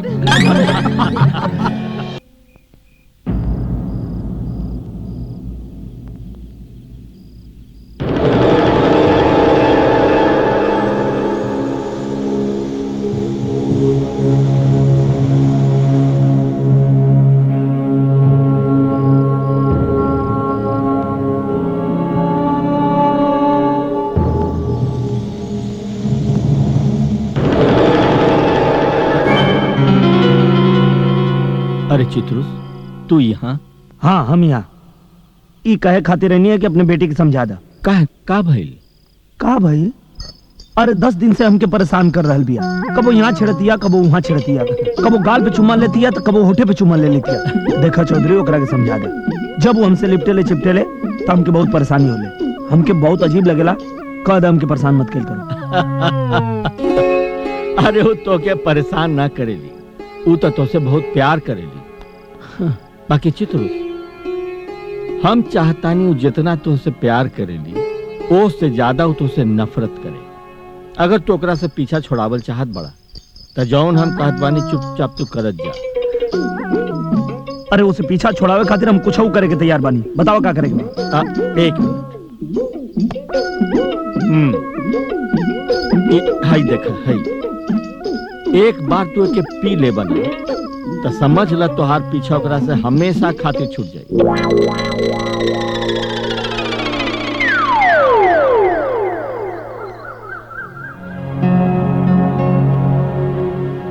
चौधरी साहब नमस्कार। अरे लाल बिहारी जी, आई आई, नमस्कार नमस्कार। आई आई। आज इतना सवेरे सवेरे यहाँ कैसे? जी बस शहर से गुजरत रहनी, सोचने की आपको दर्शन करा चली। चलिए बढ़िया भाई, यही बहाने फिर से भेंट था भाई। आई भाई। अभी बताएं कि ठंडा लेप की गरम? अरे ना ना ना ना, कुछ ना चौधरी साहब, बस आपके दर्शन हो गए, हमार पेट भर गई। अमर के माई अमर के लेके गई का? अरे ना ना, वो तो यही बड़ी, और जब ले अमर ठीक ना हो जाइहन तब ले यही रही हन। चलिए अच्छा कहनी चौधरी जी कि उनका के रोक लेनी। वो कहा बाकी माई के ममता और मोह बहुत जल्दी उनका आगे ठीक कर दी। वैसे अमर कहाँ बाड़े? कहीं बाहर गई बाड़े का? हम मियाँ बानी। अमर, ये क्या बदतमीजी, नीचे उतरा। चुप बढ़ाओ। ना उतर। हे भगवान, ये कहाँ चढ़ गई ले? हम तो कोनो बात ना मानब। हम तो झांसा में आके इतना चढ़ गई कि यहाँ आ गई नहीं। ना बेटा, गलत बात, और बुजुर्ग के बात माने के चाहिए। हाँ, नीचे आ जा। ठीक बा, हम तो हर बात मान लेता नहीं। हमोगे बुढ़ो से कुछ बात करे के बा। और बुजुर्ग के बुढ़ो ने कह के चाहिए। चुप बैठ चिरकुट, बैठ।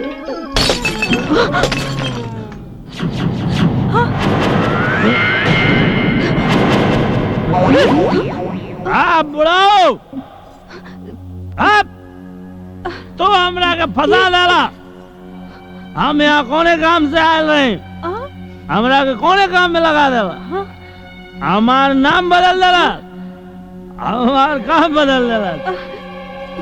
अरे बुढ़वा, तो से भगवान के बच के रहेगा बड़ी।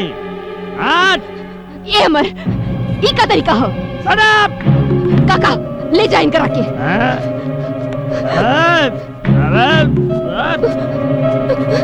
छी छी ऐसन पियक्कड़ दारूबाज लड़का से ब्याह करता नहीं। चौधरी जी तो रानी के जीवन नरक कर दी। चौधरी साहब आप तक कंकड़ के बीच से हीरा निकाले वाला जौहरी हैं। कहां से ही गोबर की उठा के ले नहीं।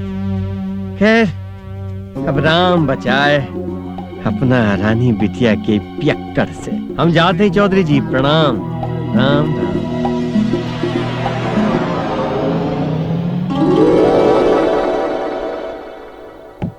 न जाने कहां कहां चल गई ले।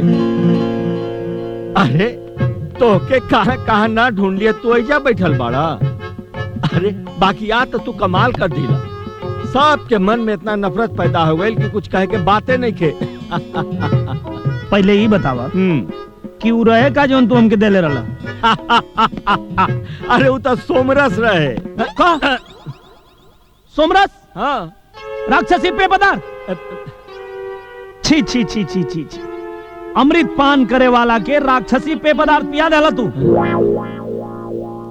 अब हमरा समझ में आया कि हमार स्वभाव इतना उग्र काहे हो गए रहे कि राक्षसी पे पदार्थ पी के तो हम पूरा राक्षस हो गए रहे। दादाजी चित्रु, अरे तू कहीं छुप जा। रानी आवतिया, रानी तू कहीं छुप जा। अरे तो का हो गई रानी आवतिया के? तोहरा सिवा हमरा के केहू ना देख सके। दरवाजा खोली दादाजी। अब जा खोला। अरे जाओ दादाजी, दरवाजा खोली। दादाजी का भाई बेटी, काहे रोवत बाड़ू? हाँ काहे रोवत बाड़ू? बोला बोला बोला, का भाई का भाई? दादाजी हमरा के माफ कर दी। तोहरा के माफ कर दी? का है? हमरा के माफ कर दी दादाजी। अरे बेटी कौना बात के माफी? दादाजी वो गलती अमर के ना, गलती तो हमार बा। कहे के अमर के पिए के हम लगे दिले रहनी। दादाजी अमर के माफ कर दी। कितना झूठ बोलती है दादाजी, कुछ कहला हो? ना ना, हाँ हाँ हम कुछ ना करेंगे। अच्छा ठीक है, अब तो रो अमर, हम तोहरा के माफ कर देंगे। दादाजी अमर के माफ कर दी। हाँ बेटा पक्का माफ कर देना। जा जा, अमर के माफ कर दी। हाँ बेटा पक्का माफ कर देना। जा पक्का।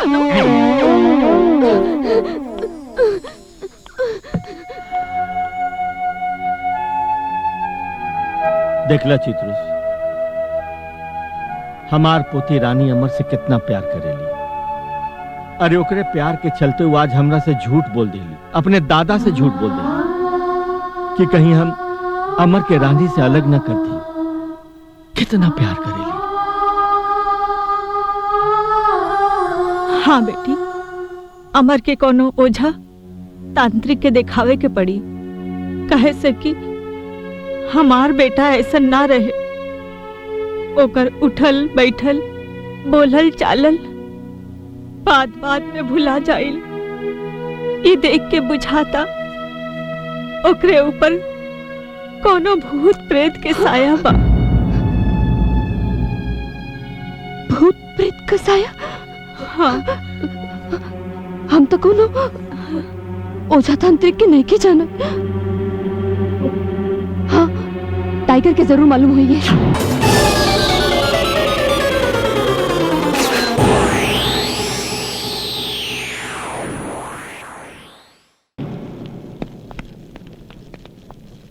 देखला सो भूत एकरा के छोड़ के भाग गई। अब ले जा सो एकरा के।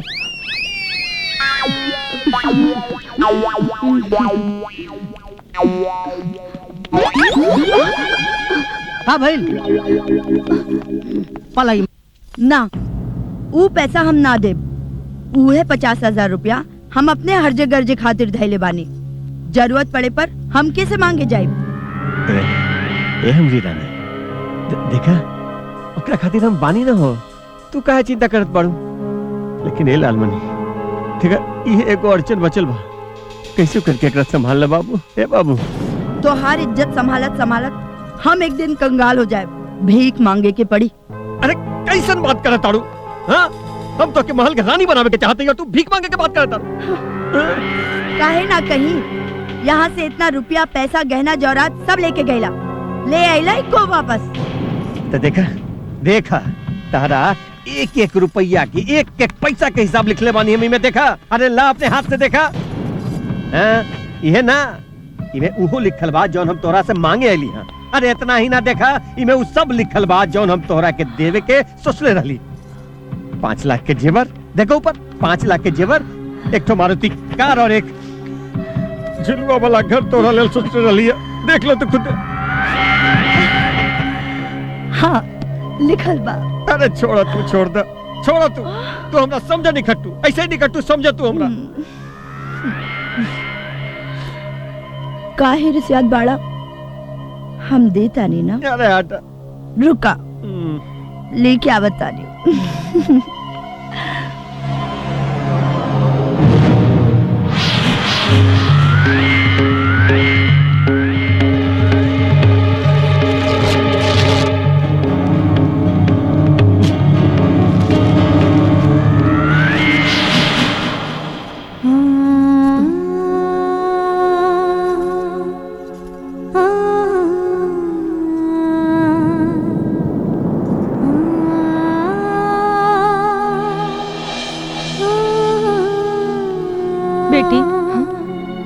कब से अमर के सेवा में लागल बाड़ू? जा तनी आराम कैला, हम बानी अमर के पास।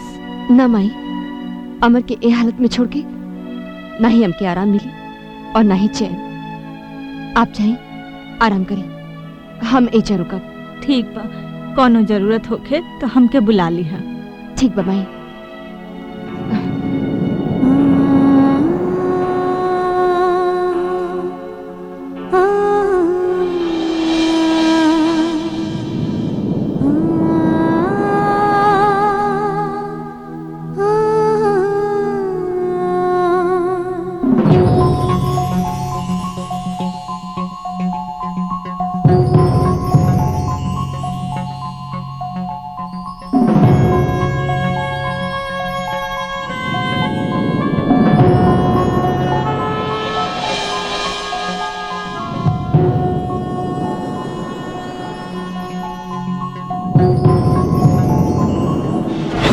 अमर के ना गलती तो हमार बा।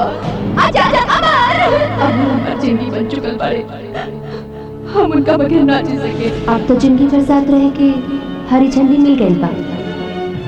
तनी एक बेर चिखा दो ना। अरे अमर तू यहाँ?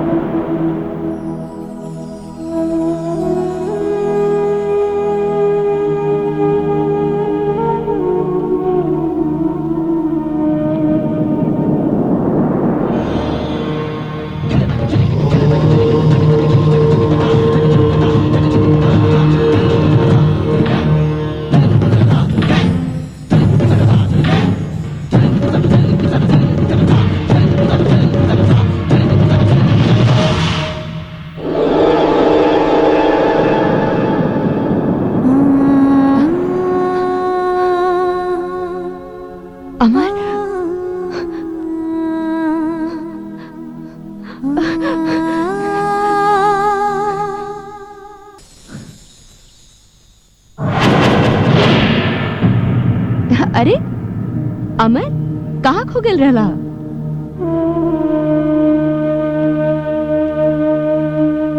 ये सोचत रही कि दुनिया कितना प्यारी बा।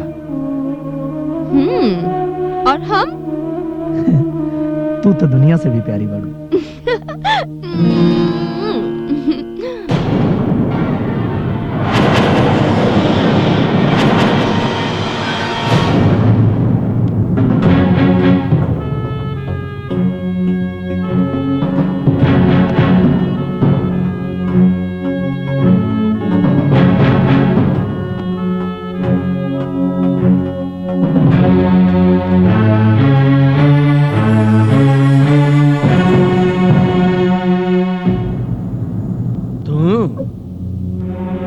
का कर रहल बा। तोहरा के हम भेजले रही रानी के दिल में नफरत पैदा करके, और तो ओकरा के प्यार में पागल बना रहल बड़ा। पागल तो हम हो गए बानी, और अब हम रानी के बिना एक पल ना रह पाई। बंद कर अपन बकवास। खाली 9 दिन रह गइल बा हमरा तोहरा धरती पर रहे के।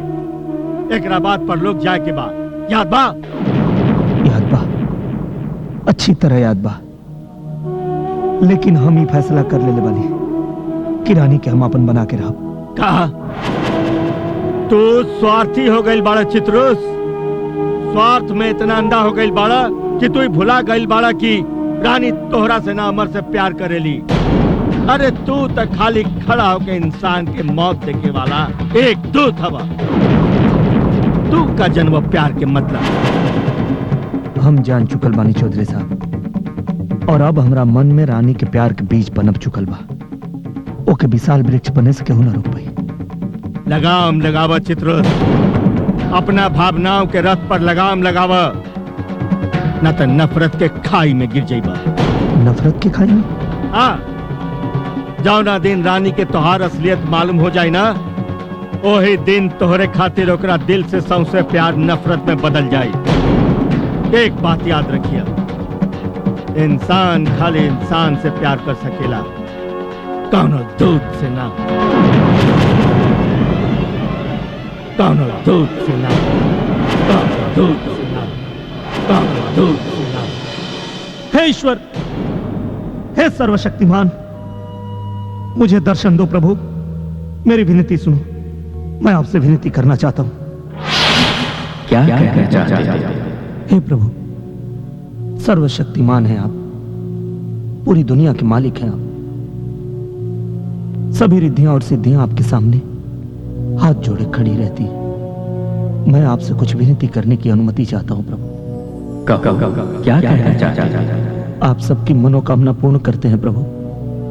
जीवन और मृत्यु के मालिक हैं आप।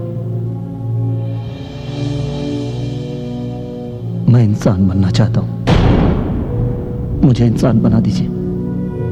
इंसान? हाँ प्रभु, जिन इंसानों को हम तुच्छ समझते थे, उन्हीं इंसानों के बीच रह के मुझे प्रेम की अनुभूति हो गई।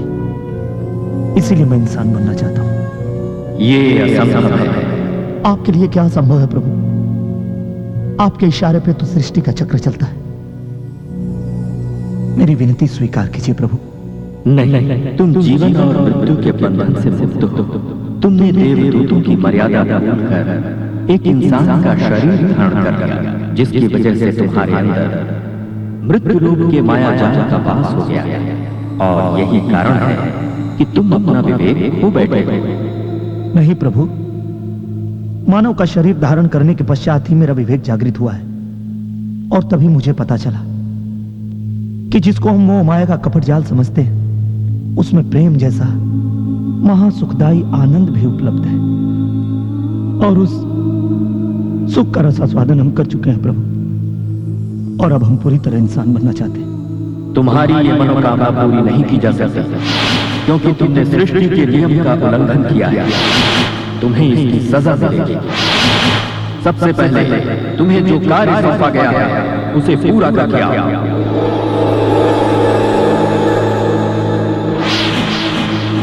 लाल बिहारी जी, हम चाहता नहीं कि ये ब्याह जल्द से जल्द हो जाए चाहिए। अरे चौधरी साहब, बहुत जल्द हो जाए, बल्कि हम तभी से जाके तैयारी में जुट जाता नहीं।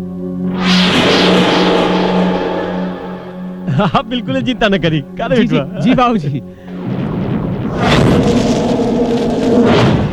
चलिए प्रणाम। प्रणाम बेटा, पहुंचो। अरे ना बस ठीक बा। अच्छा चौधरी साहब, अच्छा प्रणाम। चलो।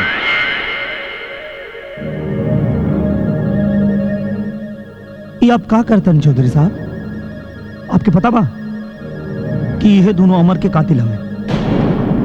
ये लेकर आने के लायक नहीं है के केकरा लायक बाई हमरा अच्छी तरह मालूम बा। तू हमरा के सलाह मत दा, अपना काम करा।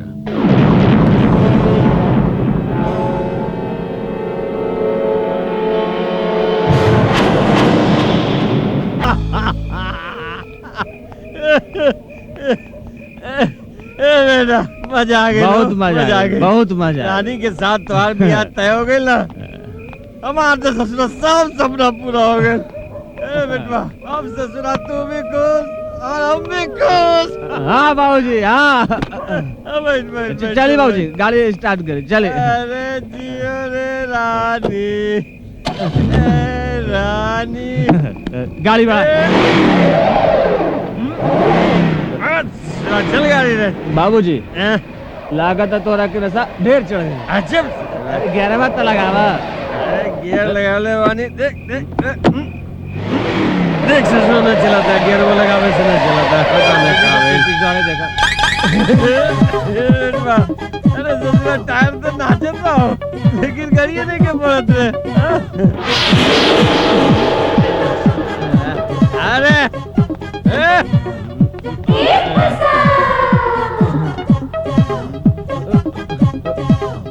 अरे ससुर इधर गाड़ियां तो उठल बा हो। देख उधर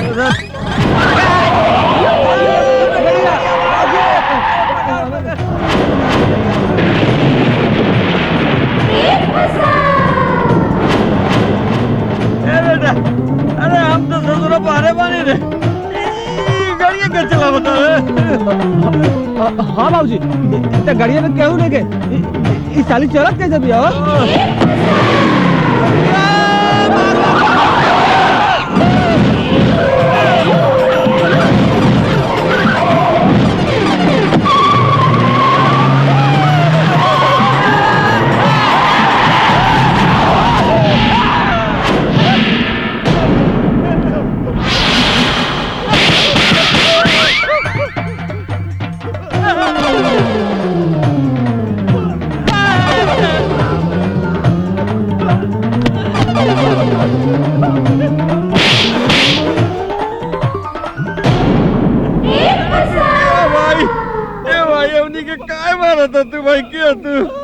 तोहनी के जाके भगवान दास चौधरी के सामने अपन गुनाह कबूल करा कि अमर के खून तोहनी के कैले बाड़ा सा। अमर होता जिंदा बा। वो अमर के सिर्फ शरीर है लेकिन तोहनी के सब जाने की कोशिश मत कर। चुपचाप जाके अपन गुनाह कबूल करा। हाँ बाबूजी कल जाके हमने गुनाह कबूल कर लो जाए।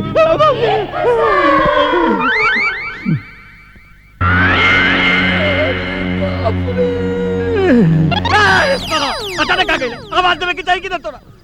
बाबूजी हम तोरा के आवाज देवे ना हम तोरा के समझावे बानी कि चलो रानी के दादाजी के चल जाओ और चल के अपन गुनाह कबूल कर लो। जब ससुरा अरे बोड़ा गेल बारे का दिमाग में गोबर घुस रहा तोरा। लेकिन क्या होगा बाबूजी। अरे बेवकूफ अगर रानी के दादाजी से बता देवे ना तो उनका दादाजी तारा से रानी के बियाह ना होकर दी उल्टे ससुरा जेल भेज दी जीवन भर जाके चक्की पीस से अलग ससुरा बात करता। लेकिन बाबूजी भूतवा अरे तेरा मत रे भूत रे बेटा। ए बेटा बेटा दिनवा में भूत ना पकड़ला रे बेटा दिनवा में भूत ना पकड़ला। हाँ बाबूजी लेकिन बेटा इतना आसानी से तो माता माजी के ना जा दे। तो ससुरा कुछ ऐसा सोचे के पड़ी एक दिन में साला पूरा के पूरा चिंते दूर हो जाए। हाँ बेटा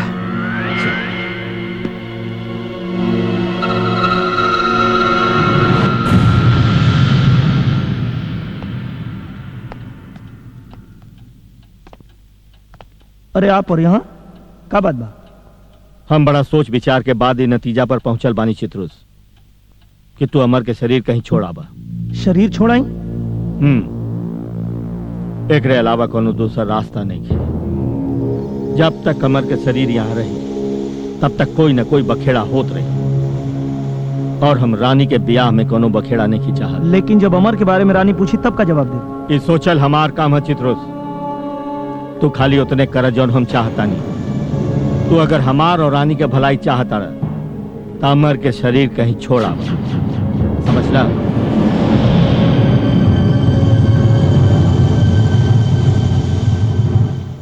देखा रानी जल्दी से 7 फेरा मार ला ना तो चुड़ैल धरी तो जान ले फिर। कच्चा चबा जाइब हम चुड़ैल के। कच्चा चबा जाइब कहां बाणे चकरा खातिर कच्चा चबा जाइब। अरे आजकल तो हमरा से ज्यादा उनका के दादाजी की फिक्र बा। कोई है गप लड़ावा दादाजी के पास। अच्छा हाँ फटाफट नाश्ता मारा, चला हमनियों के लड़ावल जाओ। का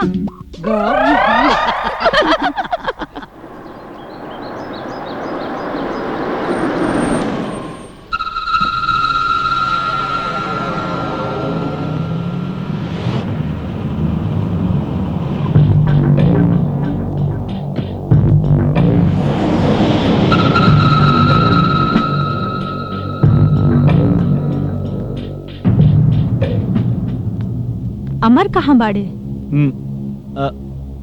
अमर के कहीं हम भेजनी है। ठीक बा।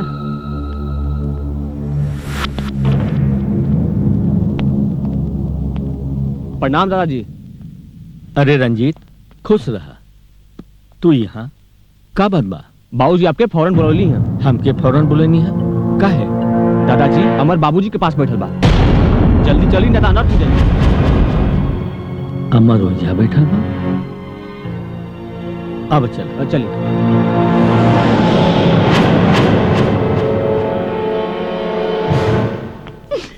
चला अब अमर की बड़ा खिंचाई मजा करता आइले हो। अरे अरे माई का भाई दादाजी कहाँ गइलन? दादाजी रंजीत संगे गइल बाड़े और अमर जाके लाल बिहारी संगे बैठल बाड़न और उ रंजीत कोनो अनर्थ होके के बात करत रहलन। दादाजी रंजीत के साथे, अमरलाल बिहारी के साथे। हमके तो दाल में कुछ करिया और चावल में कुछ लाल नजर आवत। कहे से कि बाप बेटा दोनों नंबर 1 के जालसाज। रानी हमनी के पीछा करे पड़े। चला आजा। चल रानी बेटी हम चलब। ना माई आप कहाँ जाए? आप ए जरूर हाँ? ना ना बेटी हम चलब, पता नहीं कौन बात बा। चले दाना, अगर माँ जी चले चाहते हैं चले दी। आई माँ जी आई, आओ, आओ, चला, चला।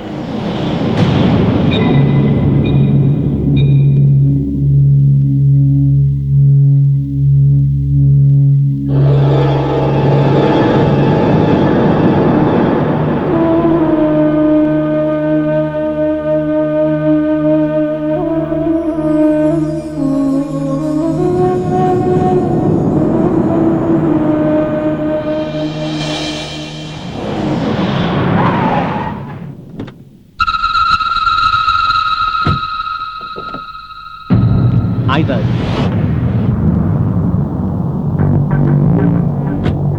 अरे दादाजी क्या दिक्कत पड़ी? आई ना, आई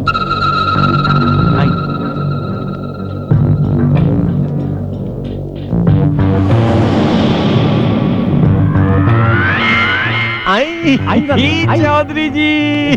अरे आई चौधरी जी, आई आपका बहुत बहुत स्वागत है भाई।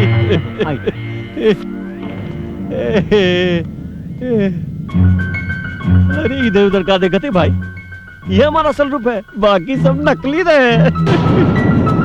कहा है ना चौधरी जी कि नकली भेष बदलत बदलत हम उकता गए ललित ससुरा। अमर कहाँ बाड़े? अमर कहाँ भाई? यहाँ अरे यहाँ तो आपके हम बुले लिए भाई, बहुत जरूरी काम रहे आपसे। ऐसन कौन जरूरी काम रहल के हमके यहाँ बुलौला?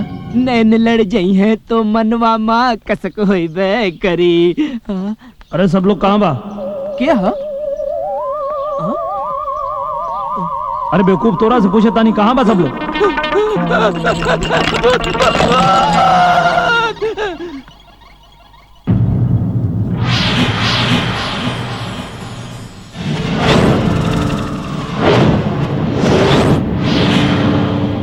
अब क्या बताए चौधरी जी, इस सब चक्कर ससुर दौलत के बाद पहले आपके दौलत पे हमार नजर है। पता नहीं बीच में ससुरा कहाँ से आके मरवा टपक गई। अरे कैसे कैसे करके उसका रास्ता से हटौ लिया मुआदिली ससुरा के। एकर मतलब कि अमर के कातिल तू लोग हवा?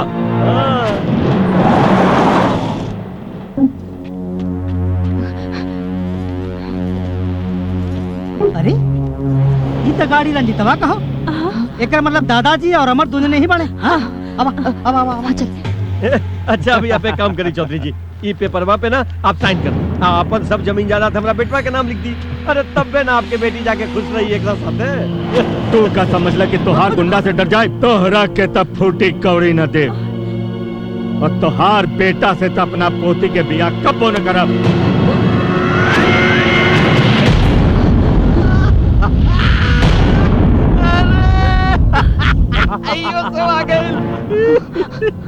एकरे कल जाला चौधरी साहब, बिल्ली के भागे चीका टूटल। अब तो तू बुढ़ा पिया हो करेबा, आई पेपर पे साइन हो करबा। ए सुन रे, ले जो सबके बांधे छोड़ो। तू बुढ़ा के ले जा, बुढ़ा के भी बांधे।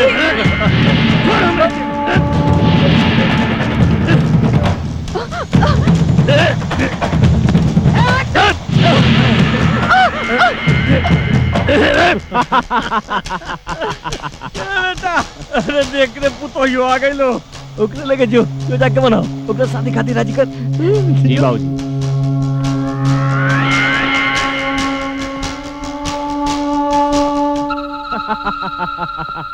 अरे अरे अरे, हमार रानी के पसीना आ गइल बा, पोछ ले तानी। सुन लू है ना बाबूजी का कहलन? हम अमर की अमानत हैं। अमर के सिवा हमार जिस्म के केहू ना छू सकेला। हम अपन जान दे दे, लेकिन तोहरा जैसन के साथ हरगिज ना शादी करब। चुपचाप मान जाओ, या तो जबरदस्ती सिंदूर पहना दे।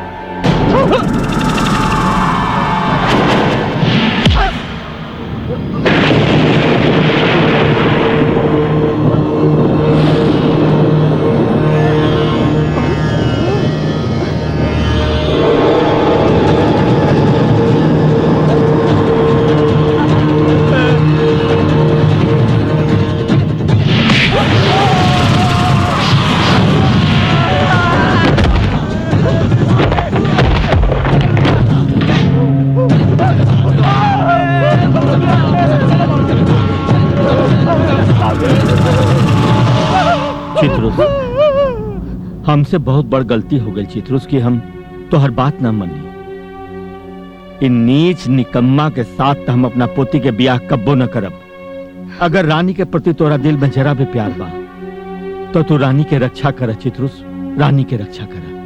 चिंता मत करो चौधरी जी, हमरा रहते रानी के खरोच भी नहीं।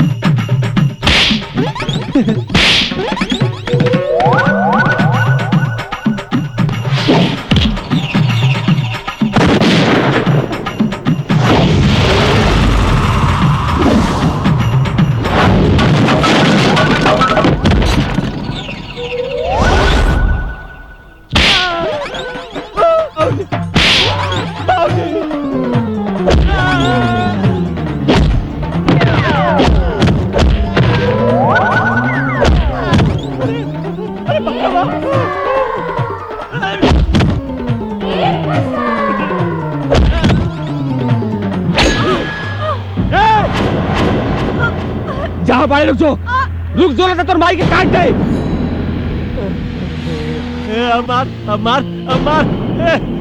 मार के दिखा सालन। ए बेटा लगा लेना रे। दोनों हरकत ना नहीं बुढ़िया के काट दे।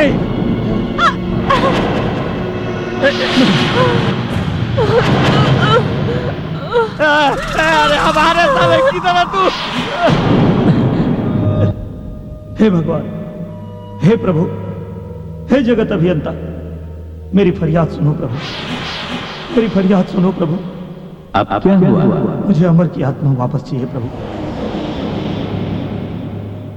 मैं अमर की आत्मा को वापस लेने आया हूँ। ये असंभव है। नहीं प्रभु, आपके लिए कुछ भी असंभव नहीं है। आप तो सभी शक्तियों के मालिक हैं प्रभु। इस असंभव को संभव बनाइए, नहीं तो इस देवदूत का दिया हुआ वचन झूठा हो जाएगा। मुझे अमर की आत्मा वापस दे दीजिए, अमर की आत्मा वापस दे दीजिए प्रभु। तुम ऐसा क्यों करना चाहते हो? प्रेम के वशीभूत होकर प्रभु। प्रेम के वशीभूत होकर? हाँ प्रभु, जिस प्रेम के वशीभूत होकर आपने मृत्यु लोक में बार बार जन्म लिया, जिस प्रेम के चलते आप थोड़े से माखन के लिए गोपियों के सामने नाचते थे और शबरी की झूठी बेर खाई, संसार में तरह तरह की लीलाएं की, उसी प्रेम की छोटी सी अनुभूति मुझे हो गई है प्रभु। मैं दो प्रेमियों को मिलाना चाहता हूं प्रभु। इसके लिए तुम्हें स्वर्ग का सारा सुख, अमृत का पान और हजारों वर्ष की आयु का त्याग करना पड़ेगा। मुझे मंजूर है प्रभु। अमर की आत्मा वापस करने के लिए मैं अपने अस्तित्व की आहुति देने के लिए तैयार हूं। तो ठीक है, मैं तुम्हें मात्र 1 घंटे का समय देता हूं। ठीक 1 घंटे के बाद तुम्हारा अस्तित्व तुमसे छीन लिया जाएगा। ले जाओ अमर की आत्मा को और उसे लौटा दो।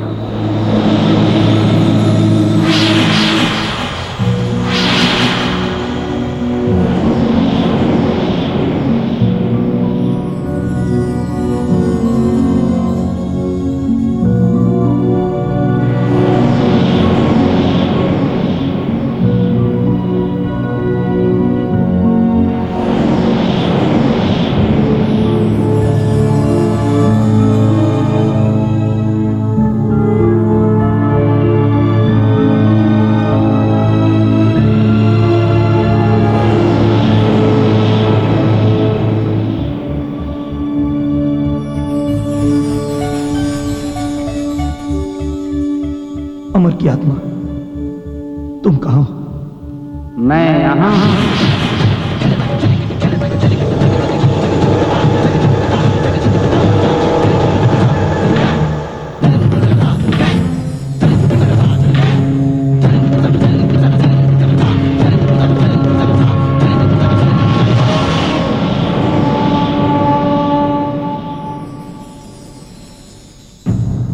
लालमणि, ये सुना हो तले तू एक काम करा, दुल्हन के जोड़ा और साथ में ब्याह कराए वाला पंडित को ले गया। अरे हाँ, अरे हाँ, अरे हाँ, अरे साथे सुहागरो हो जाई। तू आवा तो सही पहले जल्दी। हाँ जल्दी आवा जल्दी। देखी भैया, ये लावारिस लाश है, एकर क्रियाक्रम कर दिया जाए ना तो एकर आत्मा ना भटकी।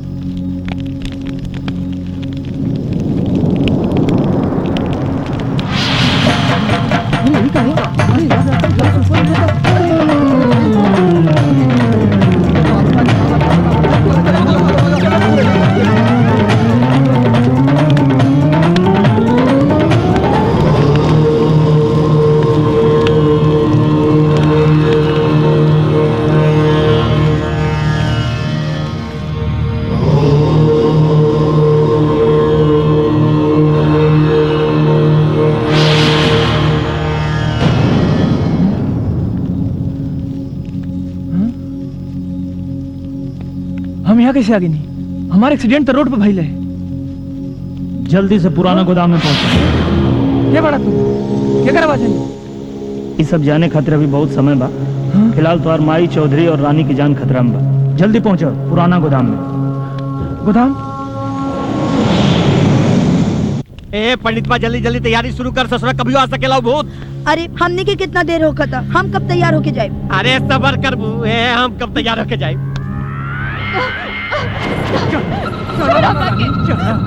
दादाजी, बाबूजी देखा, अपन दुल्हनिया के तैयार होके लेके आ गई शादी का जोड़ा में। चल चल चल चल। अरे शाबाश रे बेटा, शाबाश। ससुरा तू साबित कर दे बेटवा कि तू हमारा ओरिजिनल बेटा है रे। ये सब का है लाल बिहारी? ये शादी के जोड़ा तो हमरे खातिर मंगौले रहला। ए साली रंडी, अरे तू का बुझलो कि हम तारा जैसन रंडी से बियाह करके अपन कुल खानदान के नाश कर दी? ए रंडी के औलाद, कौने कुल खानदान के बात करत बाड़े रे? तोर कुल खानदान था एक नंबर के हरामी और बेईमान लौकता। और हाँ, एक रंडी के दौलत खाए वाला भड़वा और दलाल कहलावेला। तो के कौन से नाम से बुलाई रे? अरे शांत रह लालमणि, तू अपन औकात भुला गेल बबनी, तू अपन ना आज हम तोके अपन औकात दिखाई। अगर कोई हिली तो हम एकर भेजा उड़ा दे। ए लालमणि लालमणि लालमणि देखा मजाक करत नहीं। ए चुप साले, आज हम तोहार झांसा में ना आई। बोल अपने हरामी औलाद के कि रानी के छोड़ दे। अब हम के हुआ और के जिंदगी बर्बाद ना होके दे। बोलते बेटा छोड़। रानी तू जल्दी से यहाँ से चौधरी जी के लेके चल जा। क्या करता रे? जल्दी जा। अरे चौधरी का दौलत में तोरो हिस्सा बने। चुप रह साले, आज तलक ना हम हराम के दौलत खाई नहीं ना तोके खाई दे।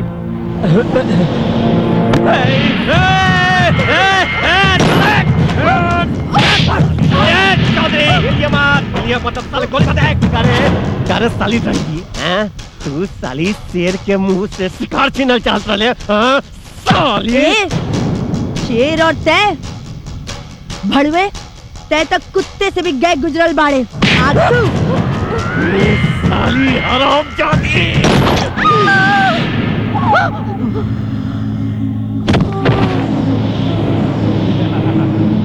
साली संडी हमरा से शादी करके चाहत रहे। चले जा, जाओ जा दुल्हनिया के लेके आ। फेंक रही के चलो भगवान सब शांत रहा।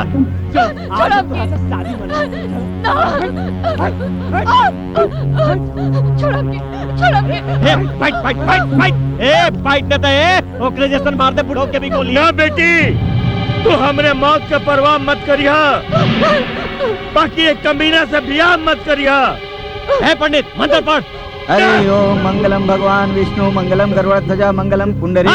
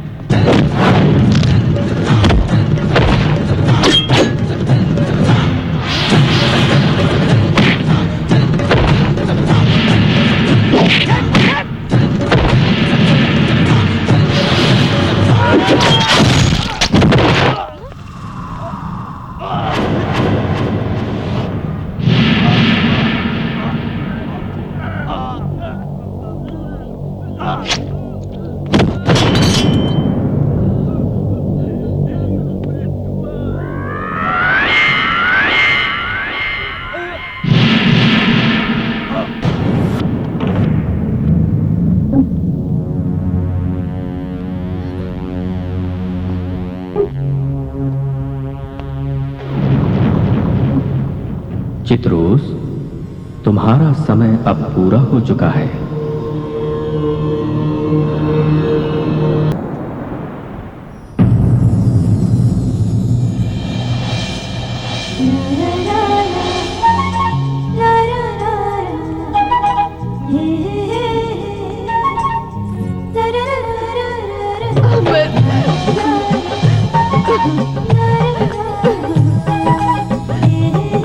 गुड लक आशीर्वाद दे दिए भगवान के। प्रणाम दादाजी। दादाजी अब हमनियों दोनों प्राणी ही रह जा। हम अमर के सेक्रेटरी बन जा और ई जौन बबली बा उ रानी के लड़का खिलाई।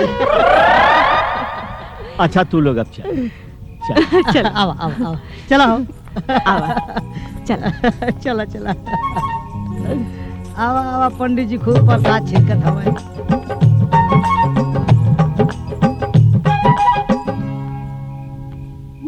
हे प्रभु, बहुत बहुत धन्यवाद प्रभु, बहुत बहुत धन्यवाद। भगवान दास चौधरी भगवान दास आज्ञा प्रभु। धरती पे तोहार समय पूरा हो चुकल बा।